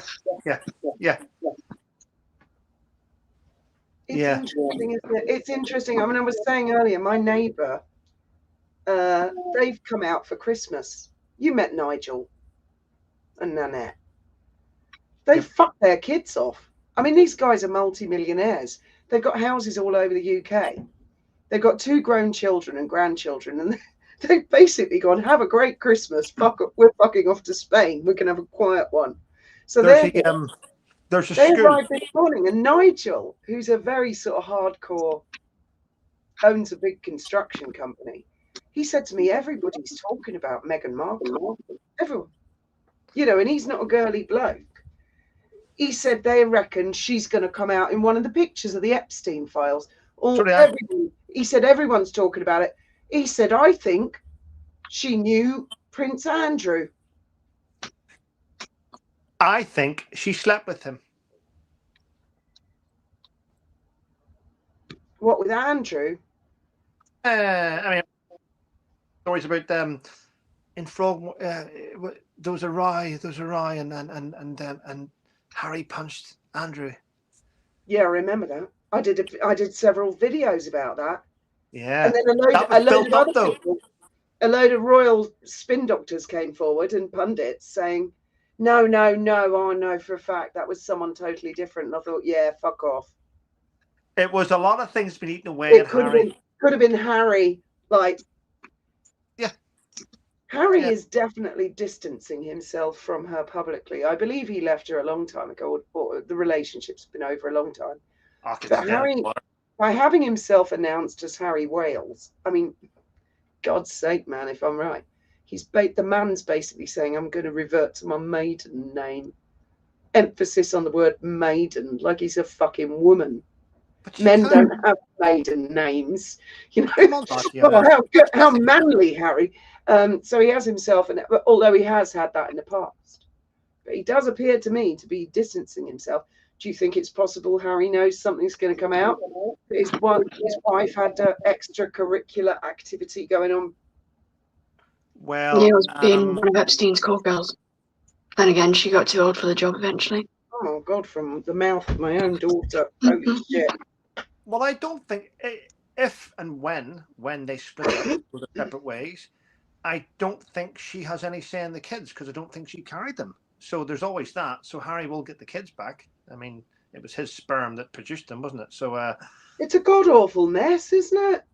It's a shitstorm, isn't it? Of course it is. Yes. I mean, as Moira's just said, Jimmy Savile spent a lot of time with the royal family. Therefore, if the king thinks Andrew guilty, more muck might come about Jimmy. Well, I'm going to throw a real bomb out here. Fuck it, everyone else has. Why shouldn't I? It's your channel, your rules. Well, throw a bomb out there. I better fucking check. I've got a channel in the morning after this one. But I mean, this had occurred to me before I saw rumours on the internet. Other people have drawn the same conclusion. Now, Princess Diana, as we all know, was an exceptionally beautiful woman, an icon. So says all of us. So says all the men. Sorry, go ahead. Do you know what, Trevor? There's a difference between having sex with people and being in love. If your partner is being promiscuous, that's different to you're married to someone who's actually in love with someone else. That's a way big threat. But that wasn't the point I was going to make, actually. Well, she died in a car crash. Murdered. None of the cameras were working. Then about a year later, no, 2 years later, another beautiful British rose who looked a lot like Princess Diana was assassinated beyond reasonable doubt. Someone approached her on her doorstep and put a bullet in her skull. She looked a lot like Princess Diana. Yeah, I know who you mean. Go ahead. Jill Dando. Yep. There was talk at the time that Jill had been to Kensington Palace to talk to Princess Diana. Fast forward to 2011 and the Jimmy Savile, and it all starts to come out. He was allowed to go into the palace, sit on the throne, flick his cigar ash. Nobody said jack shit to him. I believe he wrote a book saying they'll never arrest me because of all I know. He used to write marital advice not only to Diana and Charles, but to Sarah Ferguson and Andrew. Well, no wonder their marriages failed. There were also inquiries that were into children's homes where there was hideous sexual abuse going on. And the rumor was that Dando had gone to Diana and said, let's blow the lid off this. One of the last things Diana said to the press is, I'll have some big news for you. But unfortunately, Diana died because of a drunk driver and a faulty seatbelt. I'm not going to go into this, but Samantha must have Jill died. Jill died because it was just one of those accidents, wasn't it? You know, where someone put a gun to her head and pulled the trigger on her doorstep of a house that she never visited. It was vacated and no one knew she was going to go there that day, or did they? And no one's ever been convicted. Oh, and then there was Barry George, who spent a substantial part of his life in prison. Jeffrey Archer even spent time in prison with Barry George. I read Jeffrey's book, and he said that guy didn't do it. Everybody knew he didn't do it. And the story builds. And then Epstein, this guy no one ever heard of, this Epstein thing comes up. We hear this. Mother! I think the point I'm making is I feel this story is going to go back to things. Right, well, stay there, because there's a little bit I can add to this, which you probably don't know about. You may not know about this, but my mother's 80s. She remembers a lot from the old days, but not from recent. Hold on. Mom, would you remember the royal family was involved in Kincora, the boys' scandal in Northern Ireland? Oh yeah, that's it, King Cora. It was the uncle. Was it Charles's uncle or something? Who was it? The king's uncle? Who was it? The queen's? Lord Louis. Yeah, I didn't know of anybody connected with the royal family. Okay, mother. Sorry, her dementia. Yeah, well, there we go. But Okay. she heard about yeah. There've been implications about Lord Louis. Yeah. Samantha must have know in there. She's in the chat. Basically, there was a Kincora scandal. I'm going to drop you down for a minute because I think the echo might be coming from you. I'm not sure. I just want to. Well, what I'm going to do is mute you for a I'll second. mute myself. Okay, let's see. Yeah, I think it's going on. I think you must have a window open somewhere because it's stopped now. Me? Yeah, it's stopped. No, There's it's not. literally only one window and it's shut. But the echo stopped. Anyway, yeah, Lord Louis Mountbatten. Again, the poor guy's dead, so I don't want to condemn him. But what I will point out... Looking. It was looking. Kincora here. It was what? It was Lord Lucan. That's who it was that was involved with the boys' homes here, where boys were being taken from the homes and being raped here. And they say that... I've shut my computer. Maybe that's why the sound's gone now. They say that it was because of Lord Lucan's behaviour towards young boys here. He was protected. Anyone that mentioned about Kincora over here, and Samantha must have been in chat, she'll agree with this. For years, not now, but going back about 30, maybe 40 years ago, anyone that mentioned about Kincora fucking disappeared. They were killed. It was something we wasn't spoke about. You wanted to speak about it. And then all of a sudden, Lord Lucan fucks off fishing, and they say the IRA killed him. I don't think it was the IRA. No, I believe it's Louis Mountbatten. Lucan's a different case. He's sorry, Mountbatten. I meant, yeah, it was him that was involved with the boy scandal. Sorry, and it's why he was. They say it's why he was popped off. Well, I'm going to point something out that's quite shocking. I don't know if anyone else has ever noticed this dynamic.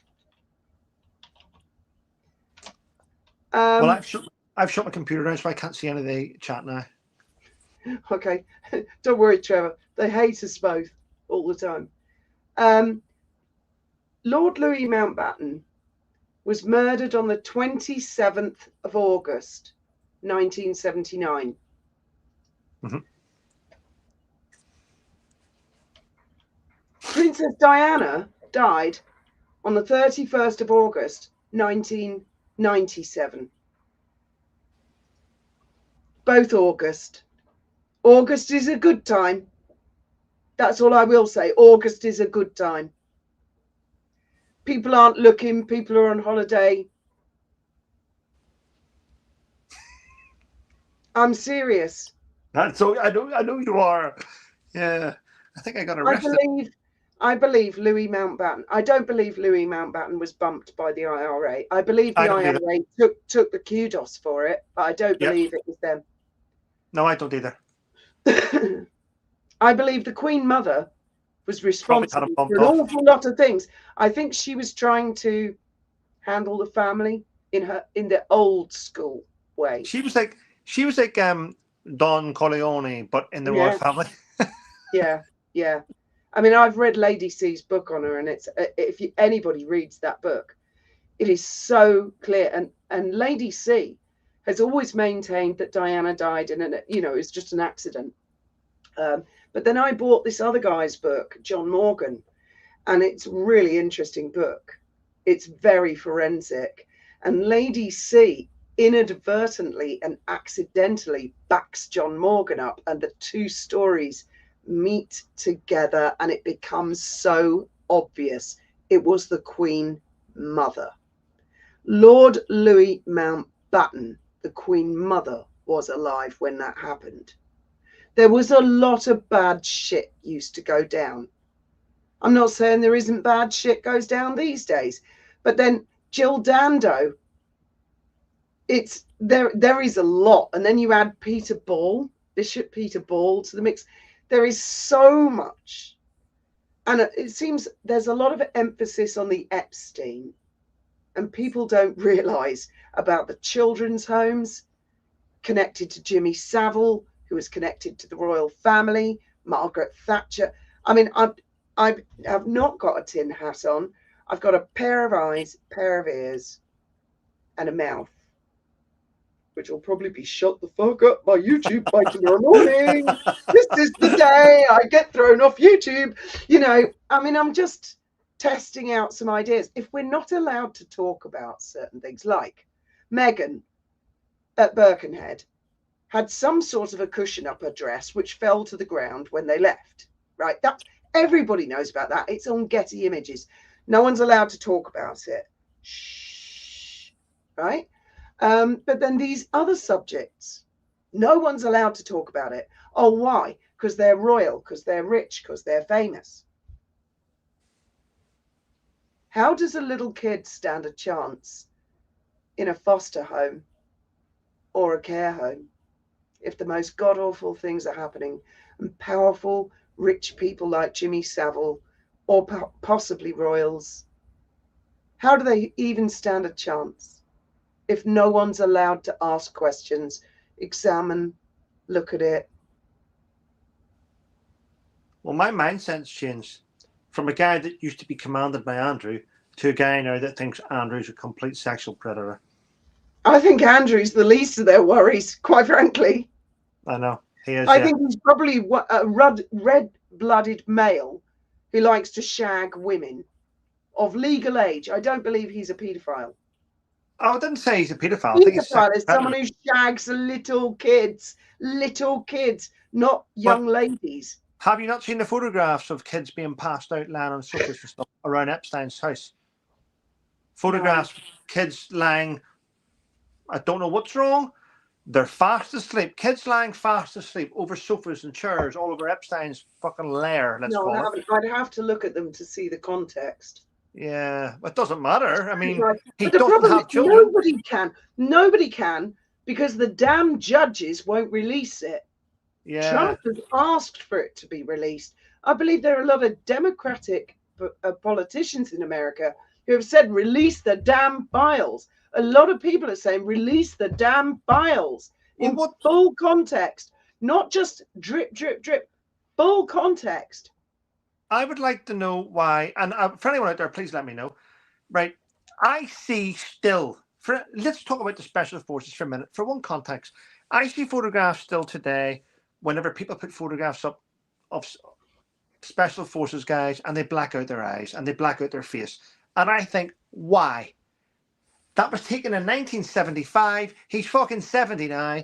Why is his face still covered? That's my opinion, right? So if I'm seeing photographs of kids lying all over sofas and stuff, and they've blacked out their faces to protect them, why? They're 42 now. They're 50. No one's going to know who they are. Show the photographs of these children lying over the sofas, and it looks awful. But it doesn't say anything good. And do you know what?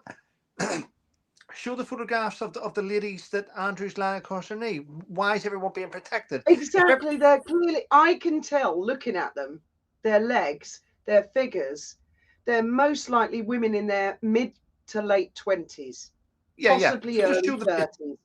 You know, they're not fucking kids. Why do that? It just makes us all more and more. Who's the woman with the necklace? You know, fuck's sake. I wouldn't be a bit surprised if Princess Diana was in some of those photographs. That certainly does not make Diana guilty. It means she knew, she was aware, and I genuinely believe that Dando went to visit her. Dando went to visit her, and that is one thing. They can get away with saying Diana, I mean, God's sake, the white Fiat Uno was owned by a guy called Annas. They spent loads of time saying this white Fiat Uno never existed. It wasn't there. Then eventually they went, oh, okay, it was there.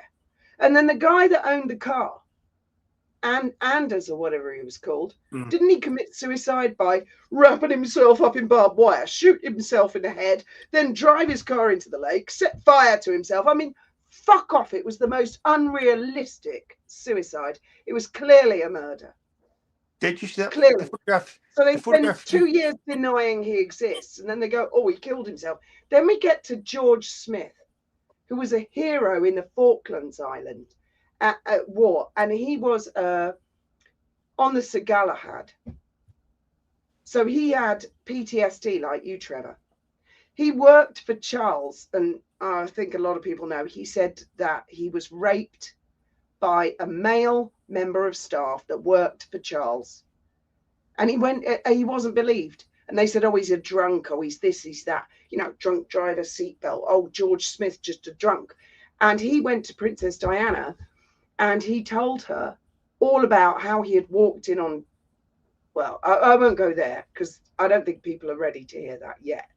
But he said he'd been raped by, I think it was that Fawcett guy.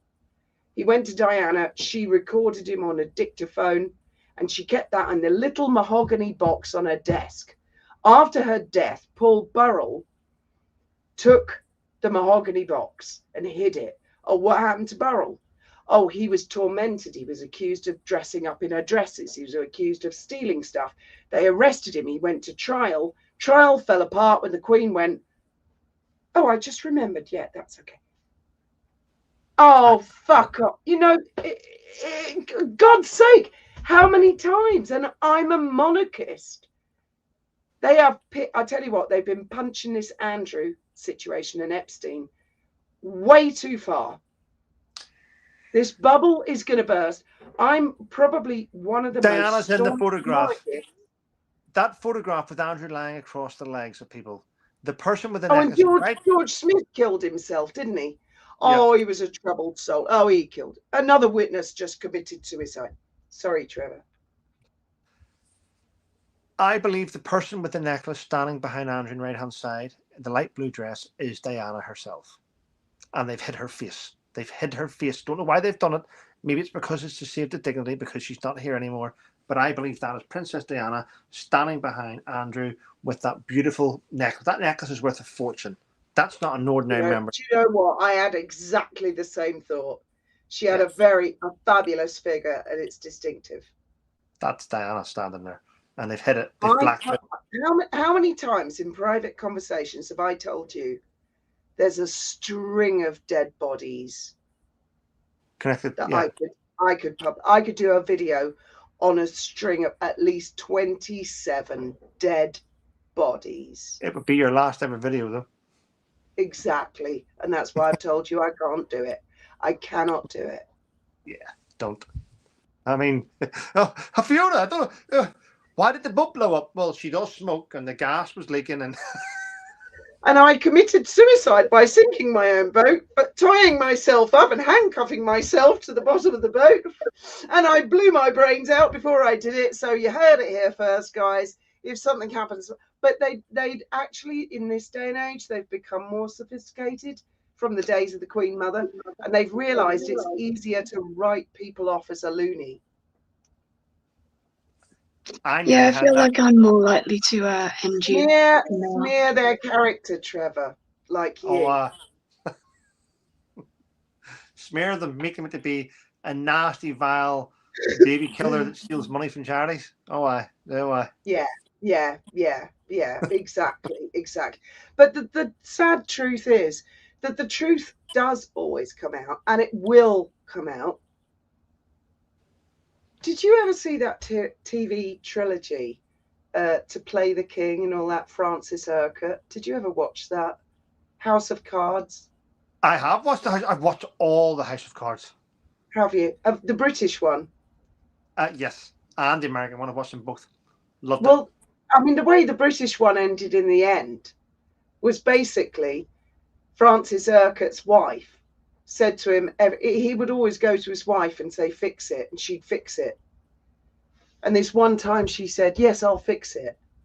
And he went to go and see his statue being erected. He'd outlived Margaret Thatcher, fictitious prime minister, and she had him assassinated. That was the only way she could get him out of it.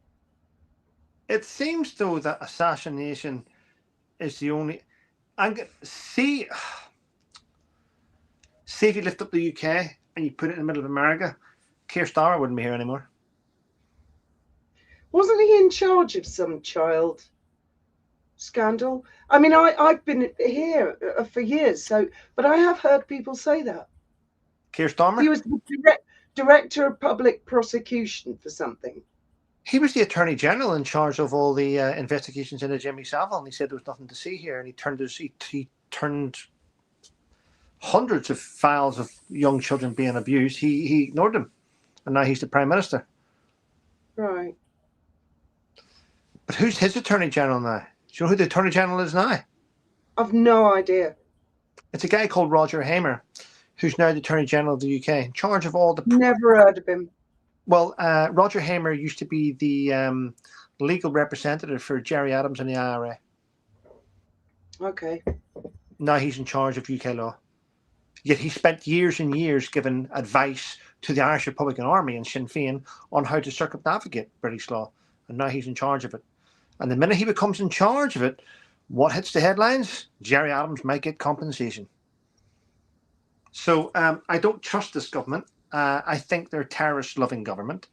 And you trust the ones before? No, I don't trust politicians. No. I think all politicians are tits. No, I don't trust politicians. I think reform could change my opinion on that. But the jury's out. I don't trust politicians. But the one thing that, and people keep saying, and see the people that say these things like, well, he's fixing 14 years of Tory. Okay, let's do that. He's fixing, okay, it's okay.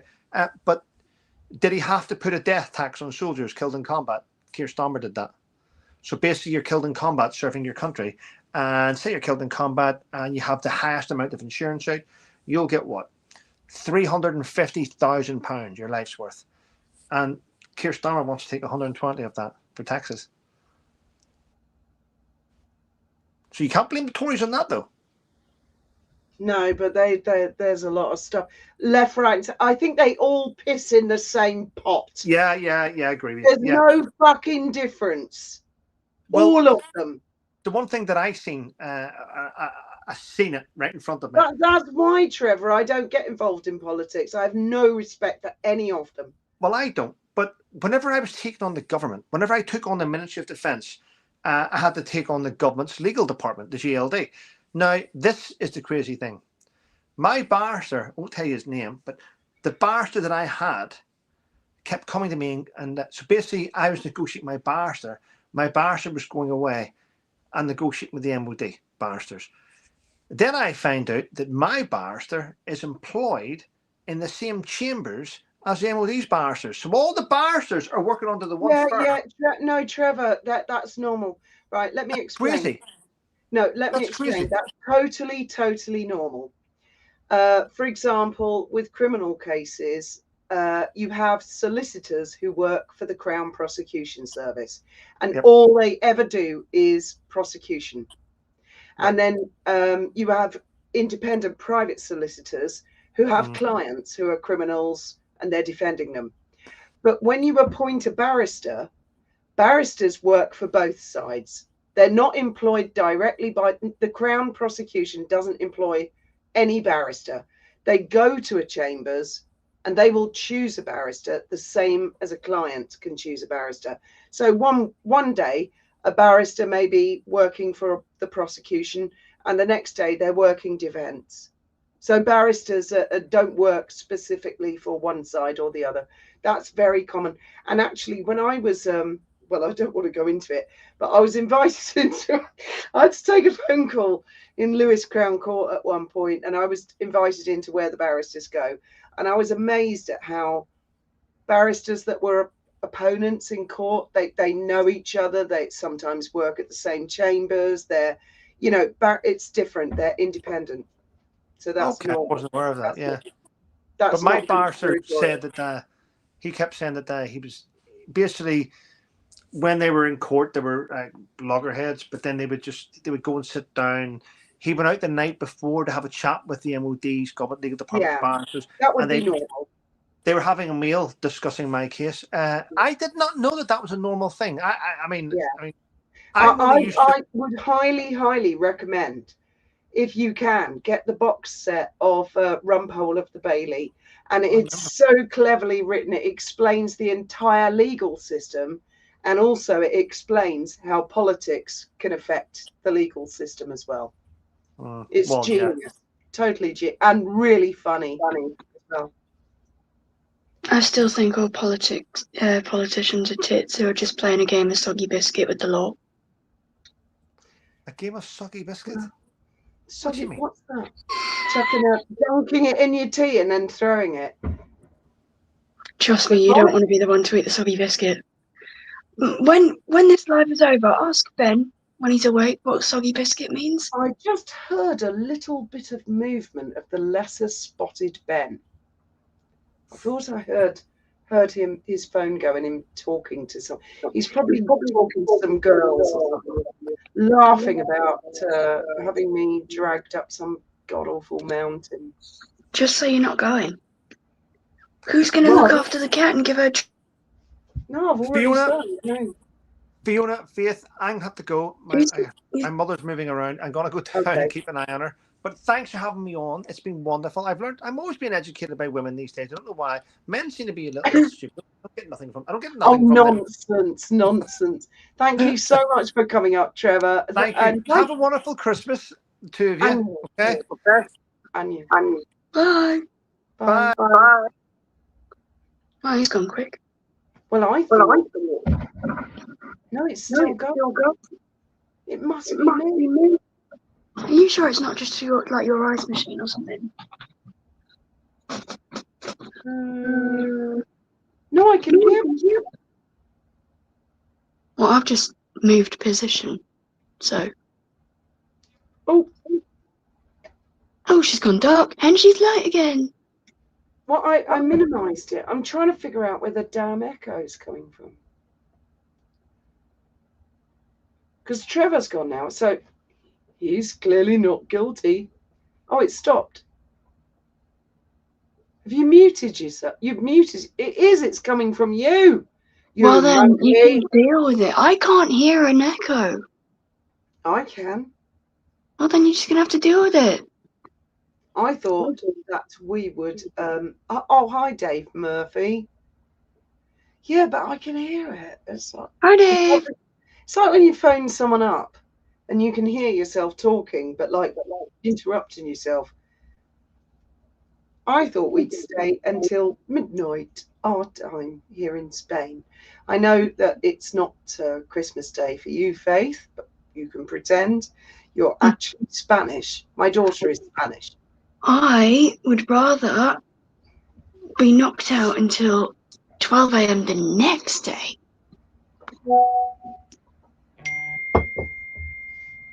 Oh, Moj, I hope you have a lovely Christmas as well. She's polishing off her turkey. Just sent me a. Yes. I am echoing. Well, I can't hear it now. Can everyone else hear the echo? Because I can't.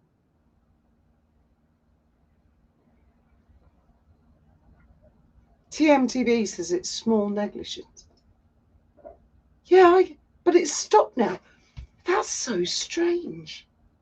I'm not muted this time, though. It's stopped. I mean, anyway, talk about conspiracy theories.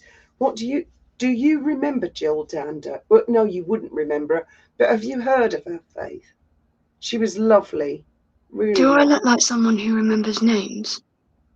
Oh, she was so famous. She was on it. She was on an antique show, holiday show, Crime Watch. She looked like Princess Diana, little bit. She was really, really lovely, sweet lady. And I remember exactly where I was. I was driving to Worthing in my Black Rover, and it came over the radio. They said Jill Dando's just been assassinated. I'm like, oh my God. What? And my first thought was, well, we've lost a second one. We lost Princess Diana. Now we've lost Jill. And it was never so. Well, they convicted this guy, Barry George. He's was a little bit slow. Do you know what I mean? Educational problems. Like me. Oh, fuck no, nothing like you. Yeah, I have educational problems, unless you're referring to the word special. Yeah, well, I don't know what the right word is these days. It's I don't get offended, get over yourself. He was, slow.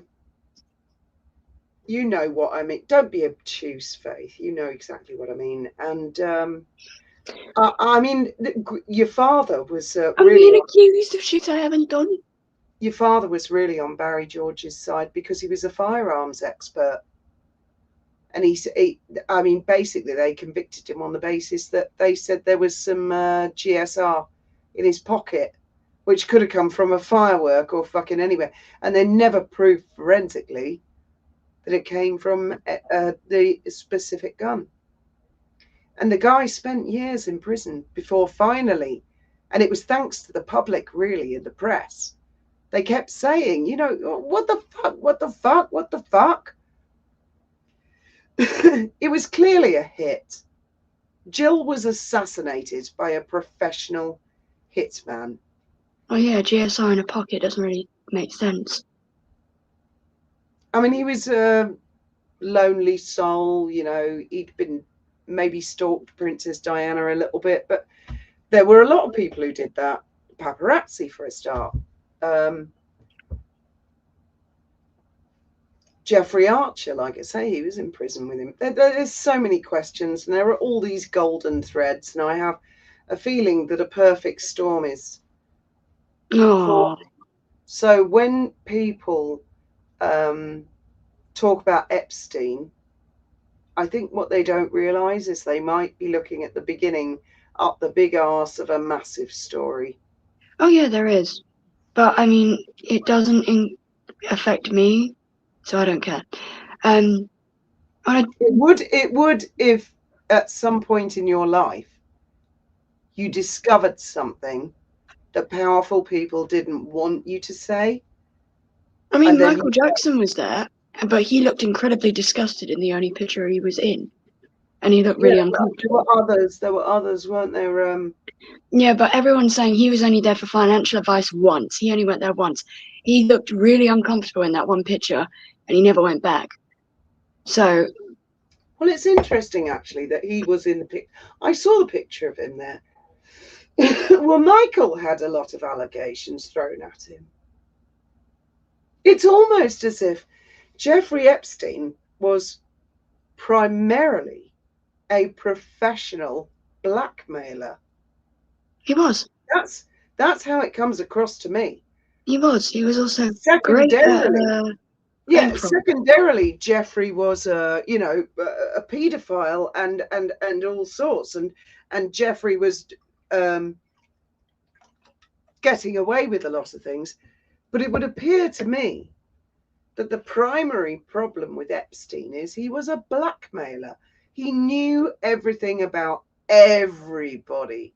I mean, this guy was a maths teacher. And then he became a billionaire. And there are people like Bill Gates, Clinton, of course, Prince Andrew. There are all these people. And it seems to me that Jeffrey would invite a lot of people to events, and he would have a photographer. And just a person having their photograph taken with Jeffrey was sufficient, whether they're guilty or innocent, or they're just, they were just there.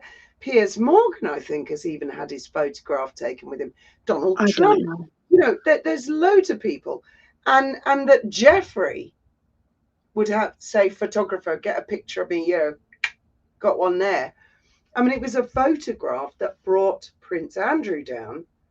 This is a blackmail situation, isn't it? Well, from what I understand, not be highlighting the comments. I'm not. From what I understand, legally speaking, they're not actually allowed to black out anything in the files, whether it be pictures, videos, or text. They were given some kind of lawful demand that said if you try to do anything like that, you're infringing that law. it should just be all out in the open. There is a copy. Well, someone said there is a copy of certain parts of it that were released prior, and then if you go to the one currently, where it's got blacked out bits, and the old one doesn't have the blacked out bits, it's actually just a lot of it's hiding Trump's name. I don't believe Donald Trump is guilty of this. I'm not sure. One thing I will say about the I'm not images. sure I believe Bill Clinton, because Bill Clinton had a massive scandal, Monica Lewinsky, when he was actually the fucking president. It's so distasteful. I'm not going to repeat it. But from what I hear, Trump gave Epstein like some custom book for his birthday or something, and it had a load of lewd encrypted messages in it. But Trump has been very vocal about release the whole damn lot. I think a lot. This is the thing. A lot of most people just want the whole damn thing released because it can make or break, clear or not clear. And I think it's a cross-political party thing. This is nothing to do with politics. I think this is almost going to get to the core of who the fuck has been controlling us. Who is bankrolling Jeffrey Epstein? I don't know, but one thing I will say about some of the images that they released, some of them were related to how do I say this without getting you banned? Adult toys. I don't know if you've seen the pictures. Where have you seen these pictures? Because you phone me up all the time and say, Mum, is this real? And you've seen some shit on TikTok. Fuck, I have to tell you half the time when it's AI. Where's these pictures using? Fucking look them up, woman. They're everywhere. But one of them's a black glove. Yeah, but they can be AI. You know this better than me. Yes, but I'm saying one of them's a black glove, and then the others are like handcuffs and that sort of thing. But to me, that doesn't they're insinuating. That's illegal. Yeah, I know, that's what I'm saying. They're insinuating that that's been used illegally or whatever. Firstly, you have no idea. Secondly, okay, guy was kinky, so what? That's literally the only thing that comes to my head. Is like, okay, he's got fantasies.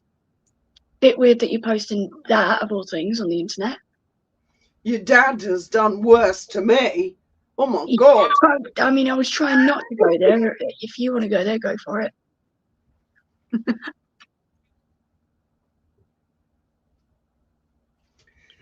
People are talking about pecan pie. Linda Wagner. I mean, I think Trump has been about us, and I mean, I'm not into him. I'm not American, okay? I'm not political. I'm not for or against Biden. I'm not for or against Trump. But I believe that Trump has been one of the most vocal voices saying, release the flies. Do you know what I mean? And it's peculiar, and I think it goes beyond politics. What the fuck has been going on? Who are they all so damn scared of? It's like these has anybody out there heard of the Bilderberg? Is it Bilderberg? Richard, are you still there? The Bilderberg. I think you might have lost him on the royal talk, the royal waffle. No, I think he's around somewhere. He's lurking around. Might be. I'm surprised he's not using Liz's channel directly. No. There's a Ricky. There's a Ricky in the comments, and I'm sure it's him. If it's a Rick, no, it's got his name on it. Where? Thank you, Tab. Bilderberger. Yeah. They have these meetings, like these fancy meetings. I remember Jonathan telling me about this years ago. And lots of people. It's not just Soros. I have no idea what you're talking about. George Soros broke the pound. Well, I mean, this whole story has been going on for decades, Faith. decades. Okay. Yes, Solarian has put it the best way. The hidden hands of power, make no mistake. However you think you voted in a free election, the real power is hidden from our eyes. Thank you, Solarian. You put that better, and that's the very reason The that I first thing that gave comes up. to mind. I gave up on politics. I was First big thing that, into, yeah. I was big into politics years ago, but I gave up on it when I realized Mark Twain was right. If voting made any fucking difference, they'd make it illegal. So these politicians that we see, their hands are tied to a large extent because there are people. I mean, Epstein's existence itself and the photographs prove that there are things that, none of us, I feel I have no control over it. What's the point? The best thing is to kind of hunker down, fly under the radar, and get on with my own shit, if you know what I mean. But when people are bumped off, The Illuminati. Yeah, I think you're right. I mean, I look at President Kennedy. You must have heard of him, Faith. Yes. He was assassinated. Yes. They say by Lee Harvey Oswald. But then Jack Ruby came along and assassinated Lee Harvey Oswald. I mean, and no, he was assassinated by a piece of metal.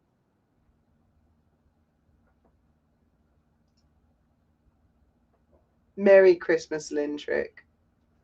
Can we change the subject? I don't like this political thing that we're going through. It makes me rather itchy. I don't like it.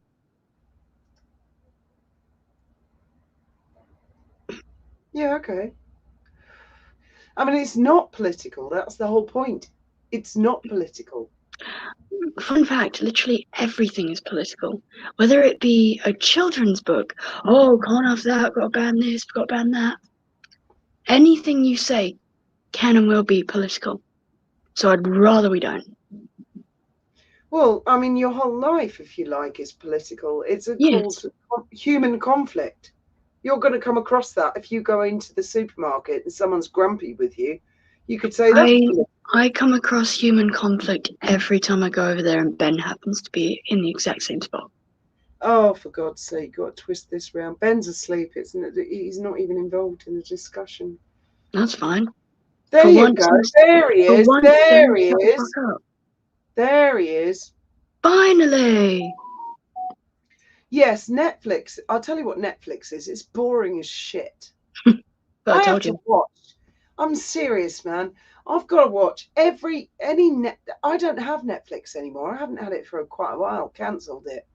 I've got to watch any Netflix show for at least an hour, first episode, to realise it's not for me. Well, how many when you're flicking around an hour, this is all boring as shit, or it's inappropriate, or we it's don't weird. do that. So what we normally do is if we see there's an update of something we were previously watching, we'll watch that. But if we're watching, say, TikTok or something, and we see like a movie clip, we'll look it up and see where it is. If it happens to be on Netflix, we'll watch it then. We don't scroll through the stuff. We just happen to see stuff online. Well, I don't know. They give you a little. When I did have Netflix, I'd flick through the menu. I think I've never heard of any of these shows, and they show you a little bit, which looks tantalising. So you go and watch it, and the one word I would use for Netflix shows is they're very, very slow to make a point. And then by the time they're making the fucking point, I think, I'm not into this. And I think, God, I just wasted an hour of my life. I mean, they've got the budget to waste on time. They've got the budget to waste on time of I everything don't have the time to waste, God's sake. I'm an old lady. Exactly. How many more They've got years the money. do you think I've got? Exactly. They've got the money to waste time on literally everything but making show. Oh, Megan, have you Hey, actually watched? Mum, have you actually updated your flowers in the fridge yet, or have you still got the old ones that you need to throw out? Oh, and don't forget the red wine in the glass that you've got to Do you know constantly what fill I up to should the do, brim. Faith? Do you know what I should do tomorrow when I'm cooking my Christmas dinner? I should Put the go red out on. to your motorbike that's been sitting there for about a year, 2 years, maybe 3 years, and there's actually a fucking daisy growing up through the wheels. Oh of your yeah, and motorbike. I noticed that. That's I should adorable. take that, right, and chop it up and sprinkle it all over Ben's Christmas dinner. Okay, I agree with Including this. Go for it. cat wee, dog wee, and stuff. I mean, what's she talking about sprinkling flowers? Might get a handful of gravel or shit off the ground, people, and just sprinkle that shit all over your food. Yeah. I hope you're being serious. God's sake. No wonder Harry's left her. Sprinkling crap all over his food. I bet the guy's terrified of being poisoned as it is. I was going to say she's poisoning him. I'll tell you her best case at the moment, and this is going to be the next mic drop. Fiona's had too much to drink and probably going to lose a channel tomorrow anyway for a gazillion reasons. Her best option at the moment is to murder Harry. Therefore, I shall never kills the kids never. and blackmails the royal family forever after with guilt trip, you know. In different news, That was a joke, Megan. Calm down, Jack Mallon. she wouldn't know what that is. Yeah, go on. In a handful of different news things that I was trying to tell you earlier, rest in peace, Gamer Granny. She mainly streamed Skyrim. She was 78, and she did all the games. Like, trust me, if she can stream Skyrim, you can play Minecraft. You can do it. There was another thing. Johnny Depp has released a new rum based off Pirates of the Caribbean. Okay. And it's pre-order today. But no one's seen the bottle. They won't show anyone. But all I know is it's a sort of rounded triangle, sea blue glass with pendants, like Pirates of the Caribbean pendants all over it, which is adorable. I kind of want to try it. I was going to buy some of Ricky Gervais's alcohol because he's had adverts on the underground. He's been having a fight with them where he's like, you know, bring your stab vest, welcome to London kind of shit. and they've been, yeah, he's fucking awesome, Gervais. He's right on our wavelength, isn't he? Yes, I mean, Ruth, I am. But I looked at the bottle and I thought, oh, I don't like the label. It won't match my boat, Ricky. It's disgusting. Well, I don't know. Not our Ricky. Ricky Gervais. Yeah. when they eventually do like post picture, the thing is, it's a limited edition bottle, is what I'm hearing, by 3 Hearts. And they haven't posted the only hint anyone's got of this rum is Johnny Depp's TikTok page where he's posted snippets of the bottle, but not the full thing. Right. But I think it would look really good in the living room. It looks like something Dad would drink, for sure. Room? Yours? Which one? You have one living room. Not in the house. Oh, the I mean, house. it would look good in your very blue bedroom in the house. What do you mean, my very blue? My bedroom isn't blue. In the house. It's not blue. It's fucking sky blue. What do you mean? You have a surfer on the wall. Oh, yeah, you're talking about the gardener's cottage, right? Yeah. The one that you considered your room.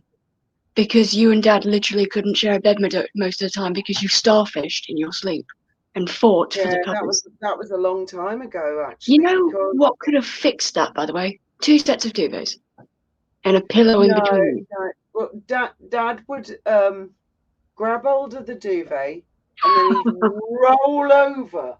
And then he'd release himself from the duvet, grab the next part of the duvet, and roll over until I had no duvet.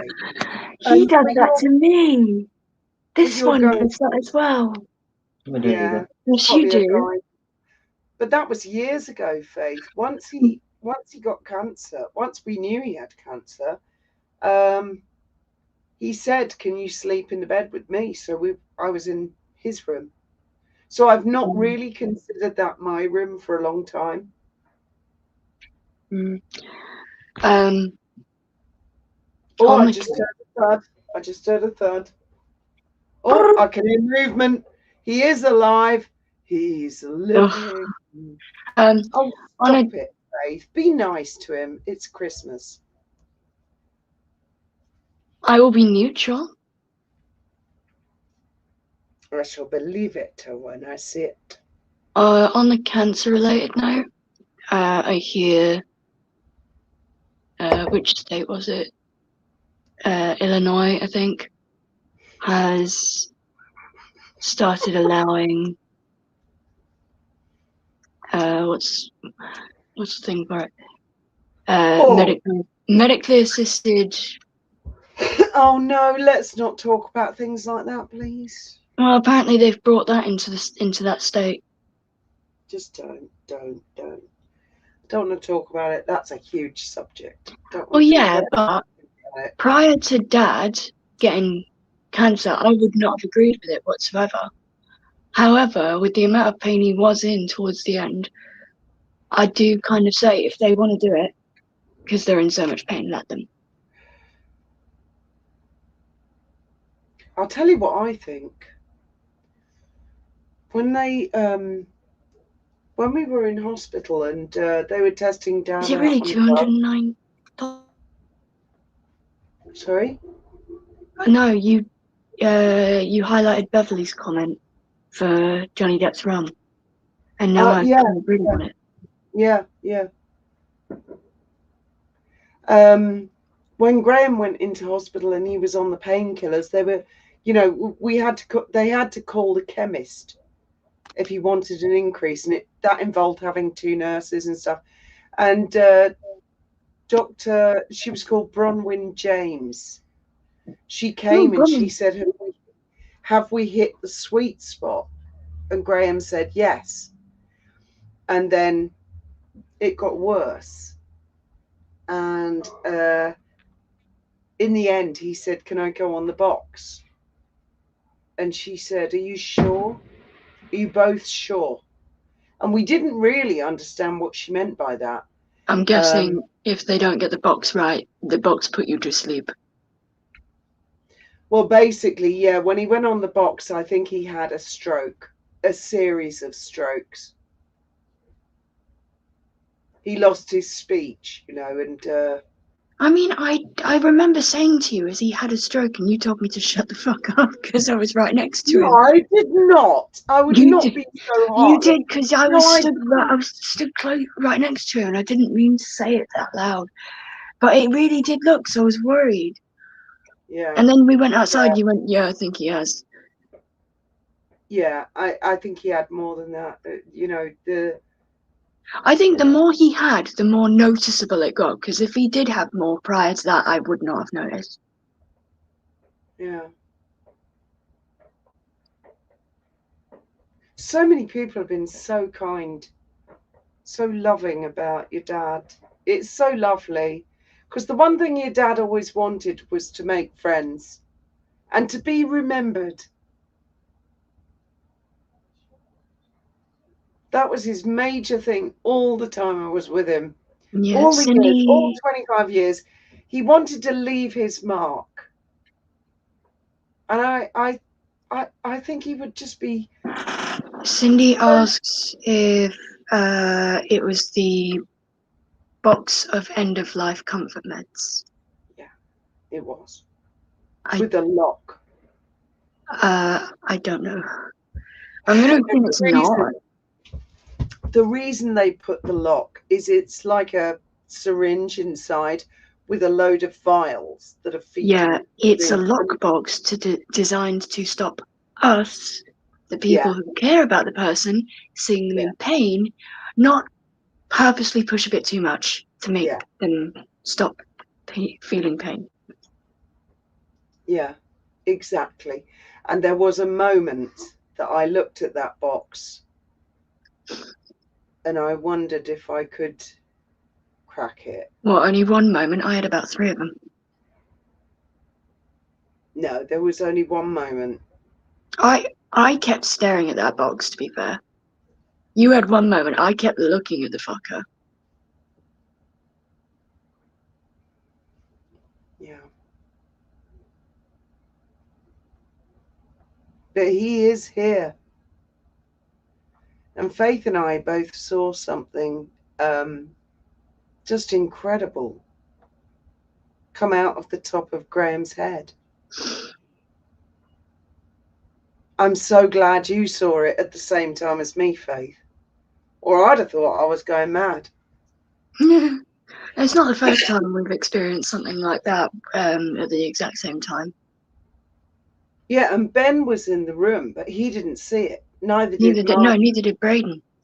No, I don't know. Ben wasn't in the room. Braden was, because I think Ben had stepped out. I think Ben had either gone to the bathroom or he'd stepped out for a moment.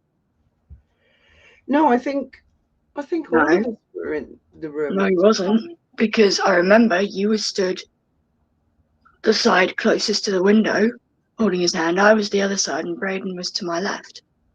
But Ben wasn't in it. Ben was nowhere near. So I think he'd gone to drop very Mark's focused on your dad, and it was just so strange. I never saw anything like it before in my life. Well, I mean, you cannot destroy energy. Yes, exactly, Richard. Exactly. It was very, very strange. It was like, you know, when Doctor Who does a regeneration, it was like that, but without it coming out of your dad in all parts.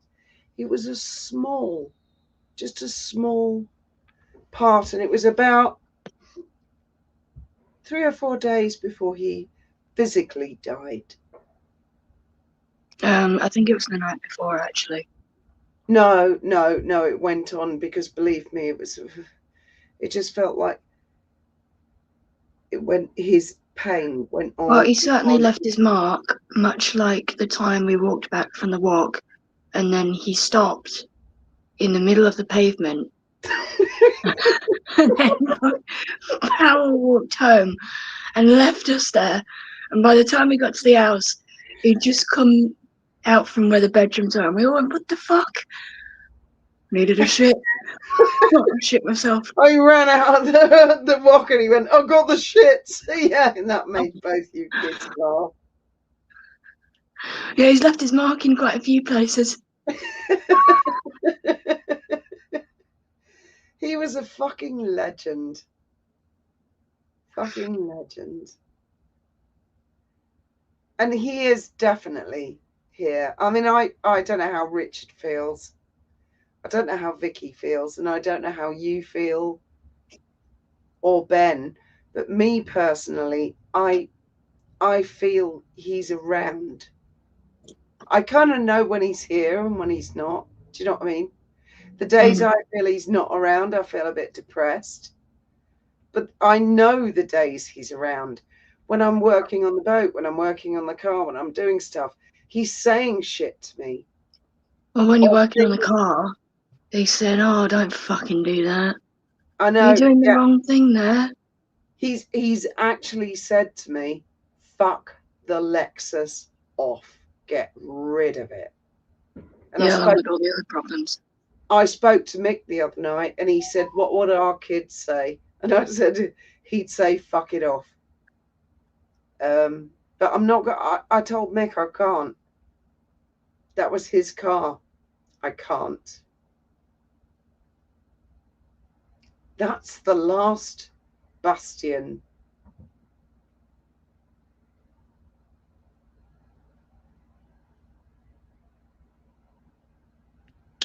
Richard's put another thing. see what's Richard done now. Says, I see stuff all the time that reminds me of him. Yeah. It's probably because you got the northern accent, though. Oh, there he is. There he is. Yeah. Hmm. I know, Richard. I know. No, yeah, it's not. It's more than that, Isabella. I mean, I literally feel him. So does the cat, which is interesting. She kind of, on his side of the bed, she walks around somebody like the way she would when he was alive. Like there's someone in the way. Do you know what I mean? Yeah. Yes, he was the stuff of legends. Most definitely. And I'm not going to let him down. I'm going to continue with his inventing, but I'm not going to. I don't think I can fix those singer-sewing machines. It's called Google and a lot of research. Oh, they're really intricate. They're actually, he's right. They're a very, very precision machine. Very slight movements and, you know. What's this? Didn't he not like that car? He loved the car. Well, actually, I'll tell you the story of the Lexus, guys, because Graham and I never, ever, ever talked about the Lexus when he was alive because of trolls. You know, they come and attack. And a Lexus is a expensive car. Well, Graham had a Land Rover Defender. He bought it from, I think, the water board or something. Richard would probably know for a fact where he bought. I think he paid about £3,000 for this Land Rover Defender, and he was very proud of it, very into it, because Graham was in the army, left the army, didn't like the army, but he did like the army, so he wanted this thing. And oh yeah. Graham was Kitty's. Oh, definitely, Kitty loved him.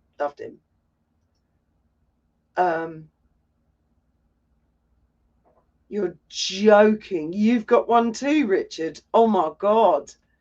Anyway, the Land Rover. Actually, we when I was on the run with your dad, the Land Rover. We went all over Europe. Took it back to the UK after all that. And then he had to use what he called sniff to get it started. And that's the beginning of the death of an engine. Sniff is ether. Richard asks if it was the museum Land Rover. Well, he had the open top. Do you remember when you were at the Shoreham Air Show, Richard? He had the little open top one. Why don't you put the link in? Have him up.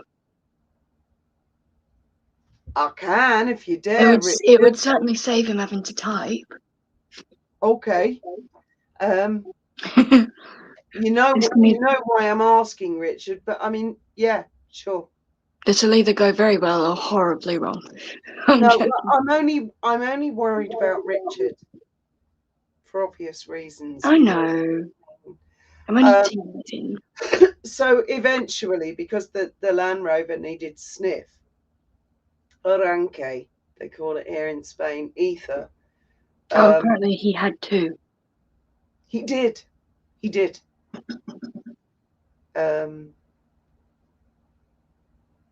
Yes, guys, you're going to see my stepson, I think. Possibly.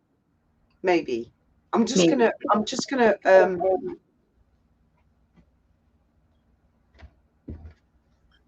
empty my bin. You keep checking the comments, right? Megan's going to get more wine. She's going to go put some flowers in it too before she comes back.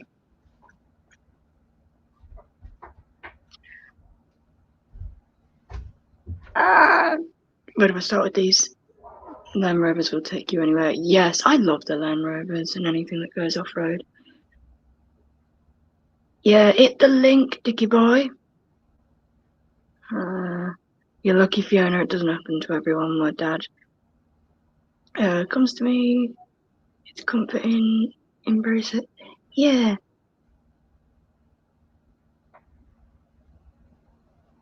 Whoa. I have no idea, Slaren. Maybe he can answer that. Maybe, unless he's already in the background, I don't know.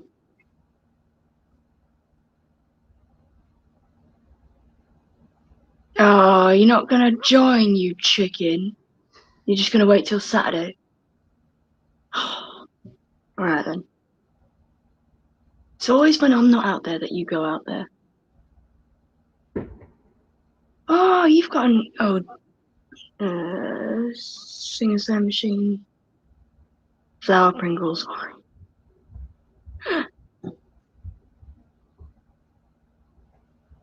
Slam machine that your dad brought back from Philippines. Nice. Is it like the one Dad's got? I wouldn't know. I've seen the two that he's got, like the black ones with the gold writing. I don't know if there's any different ones. You have to get Uncle Mick on. I'm back. Old Fashioned says I've got to get Uncle Mick on a video, even though it hurts when he cuts up and tickles. And Richard is being a chicken. He says, "Oh, I'll wait till Saturday so we can make a video." Well, yeah, Richard's in a tricky situation because he was sent to prison. Yeah, and he's using his own YouTube account. Have you not noticed? So I think he's fine. I don't know, and I don't want to get him into trouble. Well, he says he's waiting till Saturday to make a video with you, so surely he's okay. It's in his own words. Go look for that comment yourself. Well, I mean, it's I don't know what conditions are on him. Don't know. And I don't have to ask him. I don't want to make his life difficult. Am I going to visit my mum soon? I've already done it. She's got my yearly visit. She doesn't get another one. Well, I came to visit you this year. Yeah, you came once. I've gone back over there multiple times. Oh, right. Okay. Oh, good. License. Oh, yeah. Well, the thing is, okay, let's address it. Richard made videos about his theories. I get the impression it was kind of David Icke stuff. And his barrister said, if the press don't come to the court on the day of sentencing, then you probably won't even go to prison. But if the press do go to your sentencing, then the judge will play to the press to get his 15 minutes of fame. And unfortunately, the Manchester Evening News did go to the sentencing. And bless them, because they've got such moral high ground, they decided to publish Richard's fiance's full name and address. Isn't that nice? That wouldn't cause any hatred or put Liz's life in danger, as I recall. What was the name of the judge again, Richard? Are you allowed to say? Because he's a little bit of a cunt, if you ask me. What, the barrister?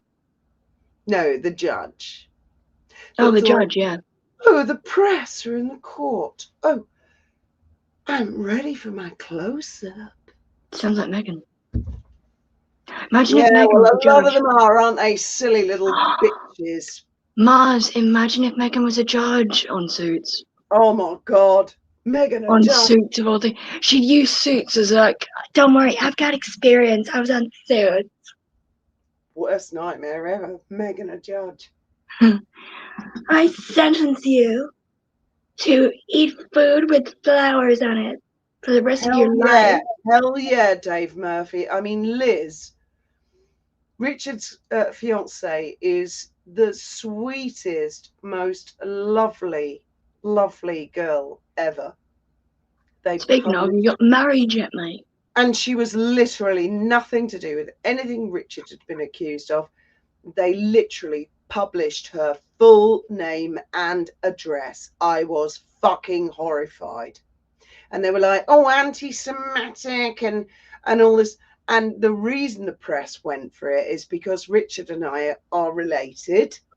And of course, it was Britain's Most Wanted, and they took photographs of anti-Semitic aerosol, graffiti in Hove, which is nowhere near Manchester. But that's where I'm from, Hove. They went for that, but then I pointed out, oh, I wear a Star of David. That's a little awkward. Don't fit with the narrative. Cunts. Richard says, Crown Court, just glad it's over. Oh, yes. Mustard, Megan who? Suits? What? What's that? TXT.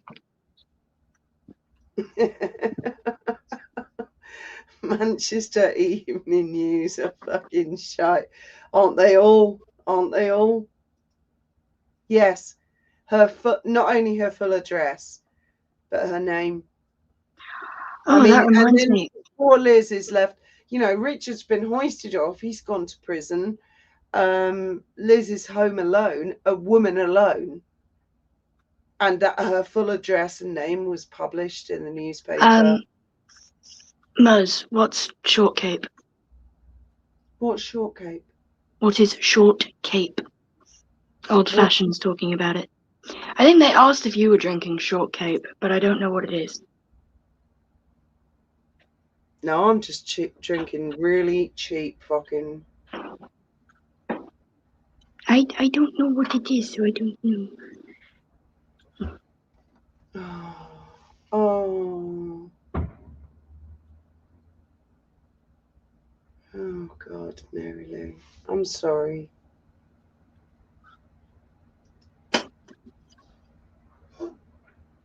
Short Cape.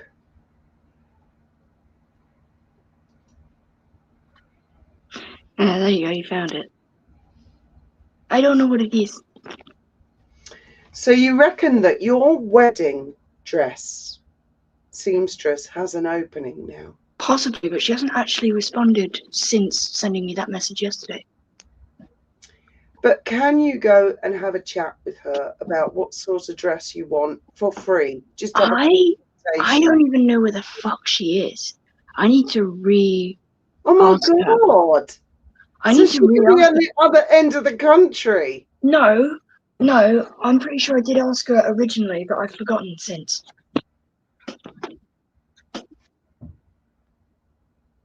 But I don't think she's that far. Hang on. Are you talking to another Samantha? Because she doesn't call herself Samantha anymore. Or are you talking to your sister? This twat knows I don't call myself that. He's doing it for a piss. He's doing it to piss you off. Yeah, I know he is. Right, Richard, she's going to get up at 4 o'clock in the morning, put the Christmas turkey on for the entire family. She's living with her boyfriend and family. She's bought Christmas crackers. She's full of considering other people. Oh, yeah. Or maybe she's going to stay in bed and do fuck all. Well, that sounds more like it. Yeah. Who are you calling boyfriend, firstly? Secondly, Mustard is right here. Braden's Someone asked, where's Braden? 4 o'clock in the morning. Benji? Wagwan. Oh my God. Quick question. What? Did you happen to eat some chicken earlier? No, I ate some pork earlier. So do you know where that fried chicken is? The packaged stuff? Yeah, it's in the freezer. We don't have a freezer. We have a freezer compartment in the fridge. TMT says, Braden, your hair looks great. You're going to say hello to Richard? Which Rich? Oh, brother Richard. How's it going? Ricky's in the comments. How do, Dick? I thought it was Oggy. All right, Oggy. No, Oggy's Michael. There he is. There he is. Tell Look, Benji to get the guns out. Get the guns out.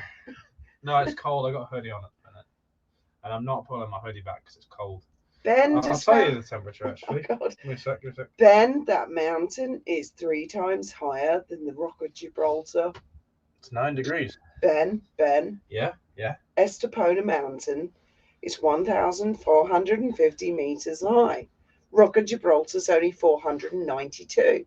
Yeah. Are you serious? You want me to walk up a fucking mountain that fucking goddamn high? Well, that's why I said it was a bit ambitious when you were going to chug a pint of beer every kilometre and carry a table. I'm not chugging the beer. That was your idea. Still carrying a table up a mountain is the crazy. Table I'm talking about is this. Oh my God, I can't even lift it. I can see it. It's a foldaway. It's very lightweight. Yeah, but there's a hammer. Hey, think of it like this, Mum. On the bright side, when it comes to going downhill, you can sit on the table and go, wee. Like your dad would say, there's a Mick, there's a wee in it. Well, Fuck off! Here's the thing. It's Dad throwing you like a piece of bread. I'm going to find a shortcut through the mountain because the route goes a bit wee and then back.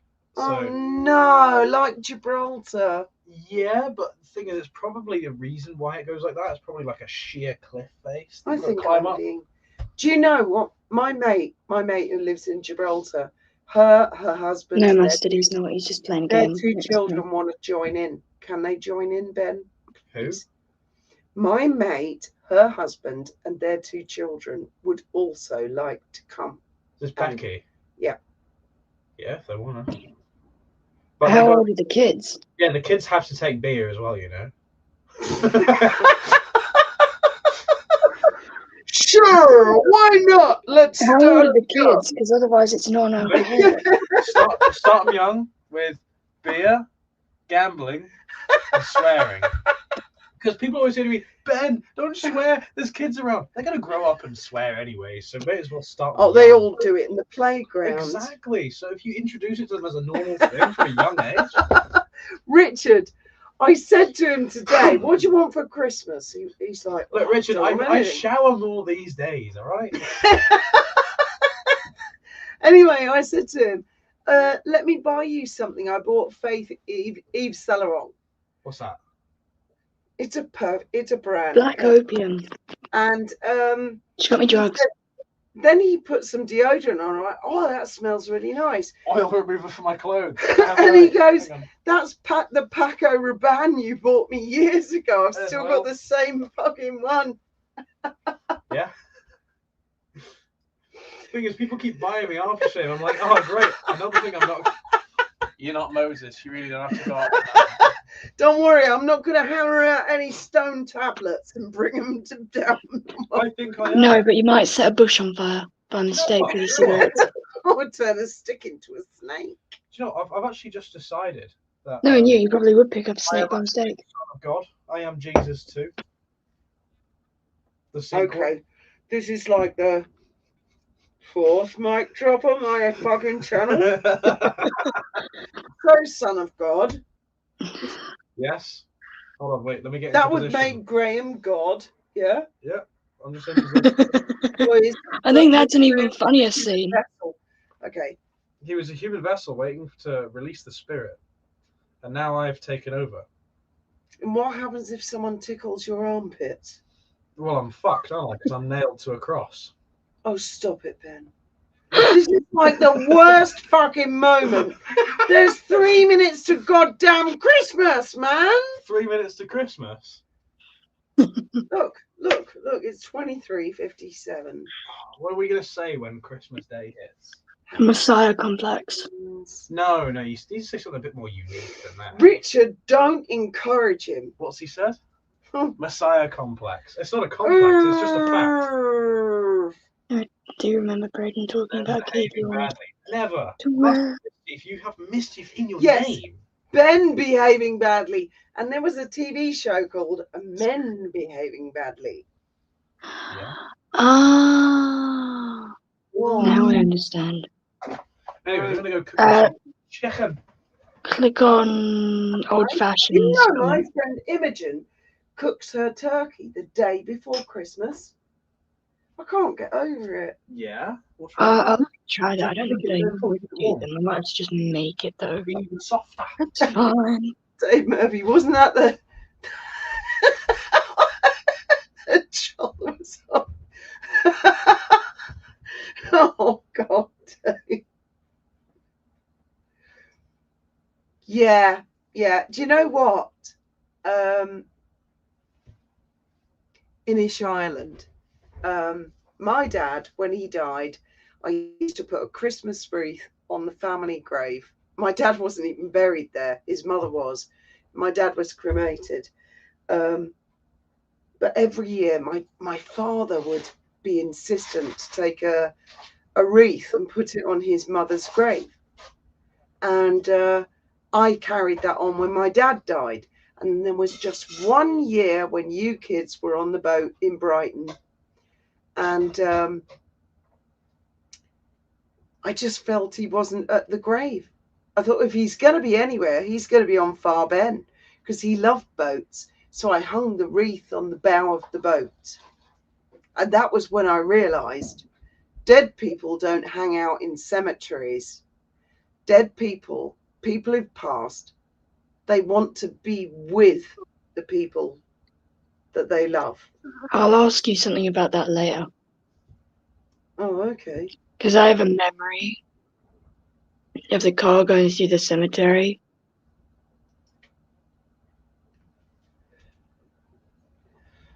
Which cemetery? I don't know, but it was big enough to have a car go through it for quite a while. Thank you, Dave Murphy. Yes, we're at midnight. This is midnight. Merry Christmas, everybody. Sorry, Faith. Go on. Oh, don't worry. I will not be saying the rest of that memory in case it's something incriminating. I'm joking. Well, okay, let's not incriminate ourselves any further than we probably already have. So, oh, it's raining, Lisa. Oh, but if it gets colder, it could turn to snow and you could make a snowman. Merry Christmas. Thank you, Denise, and you and your family and everybody. Thank you so much. Happy Yule. It's helped a lot, hasn't it, Faith? Right, What chicken has? has been put on. It's frozen, so you got to cook it a bit longer. No, it's not frozen. That freezer is more like a fridger. All they need is the cat to get the fucking door to be open. The cat finally shut the fuck up. Oh my God. Yeah, Merry Christmas, everybody. Do you want to open the door a little bit? Yeah, go on. Get some ventilation going for that cigarette. Yeah, well, it was Have you fucking... finished your cigar yet, Mother? Yeah, well, there was a big... Oh, there is still a big... Do you want to sit down and talk to your sister? Yeah, Nope. sure. Yeah? Your brother won't come up because... He's being a chicken. made it for Saturday. Does he? Yeah, that's what he claims in the Ronnie's gonna comments. beat you up when he comes out. I dread to think what he's going to say on a live. No, he's not coming up on the Oh, live. right. It's not as bad as you. He's going to say he's worse than me. No, he's not. Hell yeah. Oh, fucking hell yeah. Damn, it is cold. There's like steam coming off my breath and everything. Yeah. But what's happening with Braden's brother's motorbike then? Has he made any new developments with that? Their dad says he might have found someone who could have a look at it, but he doesn't know. Thing is, it's going to cost a lot to fix that. Yeah, so why don't you just come down for free? You going to pay for me to go out there? What part of free do you not understand? Yeah, but like, you need to I'll pay. I'll pay you in a takeaway version of the world's hottest curry again. Oh, fuck that. No, but what I meant is that you need to pay for me to fly out there and fly back. No, walk. Cats But you've all done it before. wrapped up What? downstairs. What the fuck, are you gay? Are you mad? I couldn't even You've do done it my before. thing. Don't forget to click some comments and talk to the people. Click comments, click. So they might want. Oh, the cat's down there. She's all wrapped up warm. I'm telling you, Mum. Mini dressing gown for the cat. What? You said to click comments. I'm doing. Like, be fucking polite. Maz. Mini What? dressing gown for the cat. You'll do the Make curry it challenge. match yours. Honestly, don't. I'm really good with spice. Like, No, you're not. I'm inhuman with it, really. I go to Indian restaurants and order a fowl and say make it extra spicy, and then I still send it back and say make it spicier. That's why I thought when I saw the world's hottest curry challenge, I thought if there's anyone that can do it, it's fucking me. And I got maybe like 5 bites into it. You have so much humility. What do you mean? Oh, never mind. I don't even know the definition of that word. Starts off the video with, yeah, I'm going to go do the world's hottest curry. I can do this. Gets there. I'm shitting myself, boys. What? I've never heard the word humility. What does it mean? He gets there. Oh, I'm shitting myself. I don't know what to do. Yeah, Well, I'm going to go through this. Gets to Hey, Richard, do you remember when you got Vindaloo in your eye? Oh, Dude. God, how we laughed. Dude, I got the world's spiciest curry in my eye. That was horrible. But yeah, a vindaloo is a step down of a fowl, and curries in the UK, they're just not really as spicy, except that one in particular. I had to sign a waiver to eat it. It was insane. And yeah, no, it's only 2 people have ever done it, and since those 2 people did it, the owner of the restaurant went, "Oh my goodness, I've lost too much money. I'm going to make the recipe stronger." And then I came along and did it. And it was literally, you just don't. The air was spicy, as they brought it out. I thought, Can oh, I fuck. ask a question? What? Did you have any side effects the next day? No, because I fucking went to the bathroom and went, Nothing come out the other end. and probably a little I bit. already asked him that. Right. No. Stinging. It was more than just a ghost chilies. It was like Carolina Reaper ghost chilies and some other shit. Stinging And then starfish. artificial spices they put in there. Which the artificial spices are worse than the natural chilies. That's what it is. I reckon if they stuck with natural chilies, I probably would have been able to do it. Oh, it's so cold. I'm sure Father Christmas is coming any minute. Santa Claus just came on, did he? Did you know What? that I have not bought you a single thing for Christmas? You can be Yeah, had. no way. I bought you a box of chocolates. Oh, I'm down. That's good enough for me. That was all. Million Scovilles. I went Ain't in that there to Jib like 5 o'clock, and Rusky was shut. Oh my God! She's still up And I there. thought, am I going to cross the runway and find out all the other shops are shut? No. I go the Sepsa petrol station, and they've got nothing in there. Dickie boy. Have a look at the cat. She having a nap. You having a nap? You having a furry nap? Where's the cat, Madre? Oh, she's curled up in bed now. Grab her. No, you're joking. She's been a right fucking pain. What, the cat? Nurse. Oh, no way. Oh, could you give them some water? That looks way. Oh, it's lint as well. Yeah, My favourite. yeah.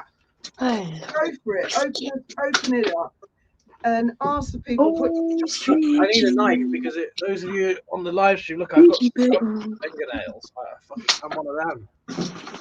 Yeah, Which lint chocolate is it? It's not nervous. It's just they get too long and they bother me. It's like a sensory thing. Which lint chocolate is it? I don't know, but ask the people if they Dulces like a chocolate. Would you deseos. like a chocolate? Well, too bad. They're all mine. Oh, definitely a chocolate I sheet. used to love. Do you know what I used to love when I was a kid? When I did eat chocolate, was Black There we go. Magic. It's Black magic. It Richard, sounds I'm gonna fucking like slap you when I see you. Black Magic, fabulous chocolates. Oh, wonderful chocolates. Yeah, let me alleviate you of Thank that. you. Oh, that was close. If ever The whole thing the is like- older one comes anywhere down my end, he's getting a slap. Ooh, It smells linty. Do you guys know where lint comes from, by the way? Switzerland. Belgium. Where? No, Lausanne. Belgium. show the people with the lack of chocolate. Oh, your chocolates are all falling out of them. Yeah, it comes from Lausanne. Lausanne, that's where you were based, wasn't it? I was living there for a while. You can smell chocolate in the air. Yeah, you can in Switzerland. No, only in Lausanne. Geneva smells like shit. My favourite chocolate is also Lindt, but it's not that one. You It's mean an indoor the. bowl? They've got a name for them, and they've also got options like blueberry. They've got like blueberry and strawberry and other ones, but I can't remember what they're called. But I like the raspberry ones. I don't know. I don't eat chocolate. I'm definitely allergic to There's peanuts. a what? No, you're not. You have no allergies, I'm gonna except save the for rest. Do you know except what? for quiet. Interesting thing is that you have to hold it really firm, and then you can read all the ingredients of them. Oh, look at the creepy man. He's not creepy. He's just a Lausanne chocolate maker. He looks. Put it a bit closer, the camera. It's the same guy on my chocolate as well. Fucking man. It's the same guy on my chocolates. He's on the back and he's staring at what looks like a Malteser. Sprungy Shopping Zurich is a wonder to behold. Well, we've got a chocolate shop in. I'm gonna have the rest of these chocolates after I've had my chicken. No, they're not truffles. They take fruit, and they make them into like a jelly cube, sort of. So these raspberry and cranberry ones that are my favorite, and then they put it in chocolate like a Malteser. I'll tell you a big thing that my gran used to do when I was a kid. We would go to Audrey's Chocolates in Brighton, and Audrey's was like handmade chocolates, and they would make a chocolate box that was, oh God, it was like a hat. It was covered in silks and covers and bows and ribbons, and the whole chocolate box was a work of art. The box was the sort of thing you would keep, and you'd lift the lid off, and all the little chocolates were in tissue paper.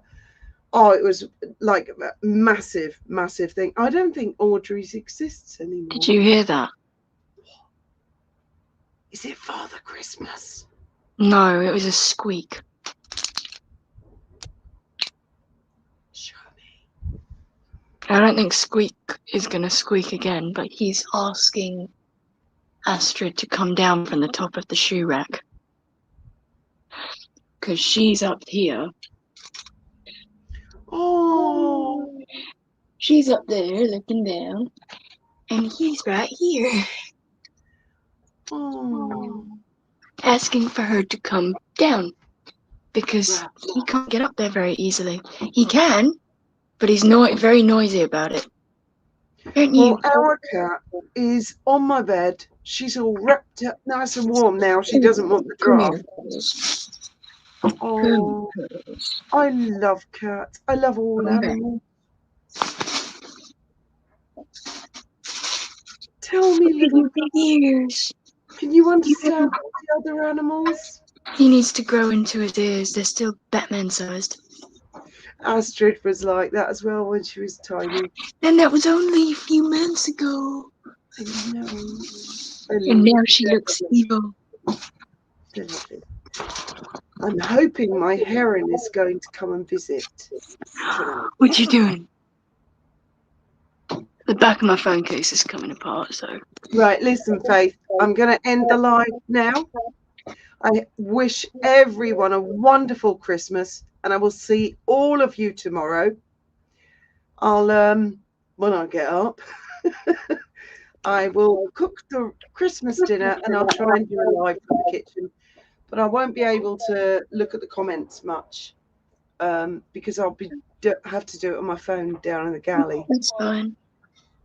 Thank you all very, very much for joining us for Christmas Eve. It's been wonderful. Hey, Ma. Oh, she left. What, Ben? The sink's clean. Oh God, I don't know what that means. Thank you all very, very much. Merry, merry, merry Christmas. Good night, good evening, and may your God be with you.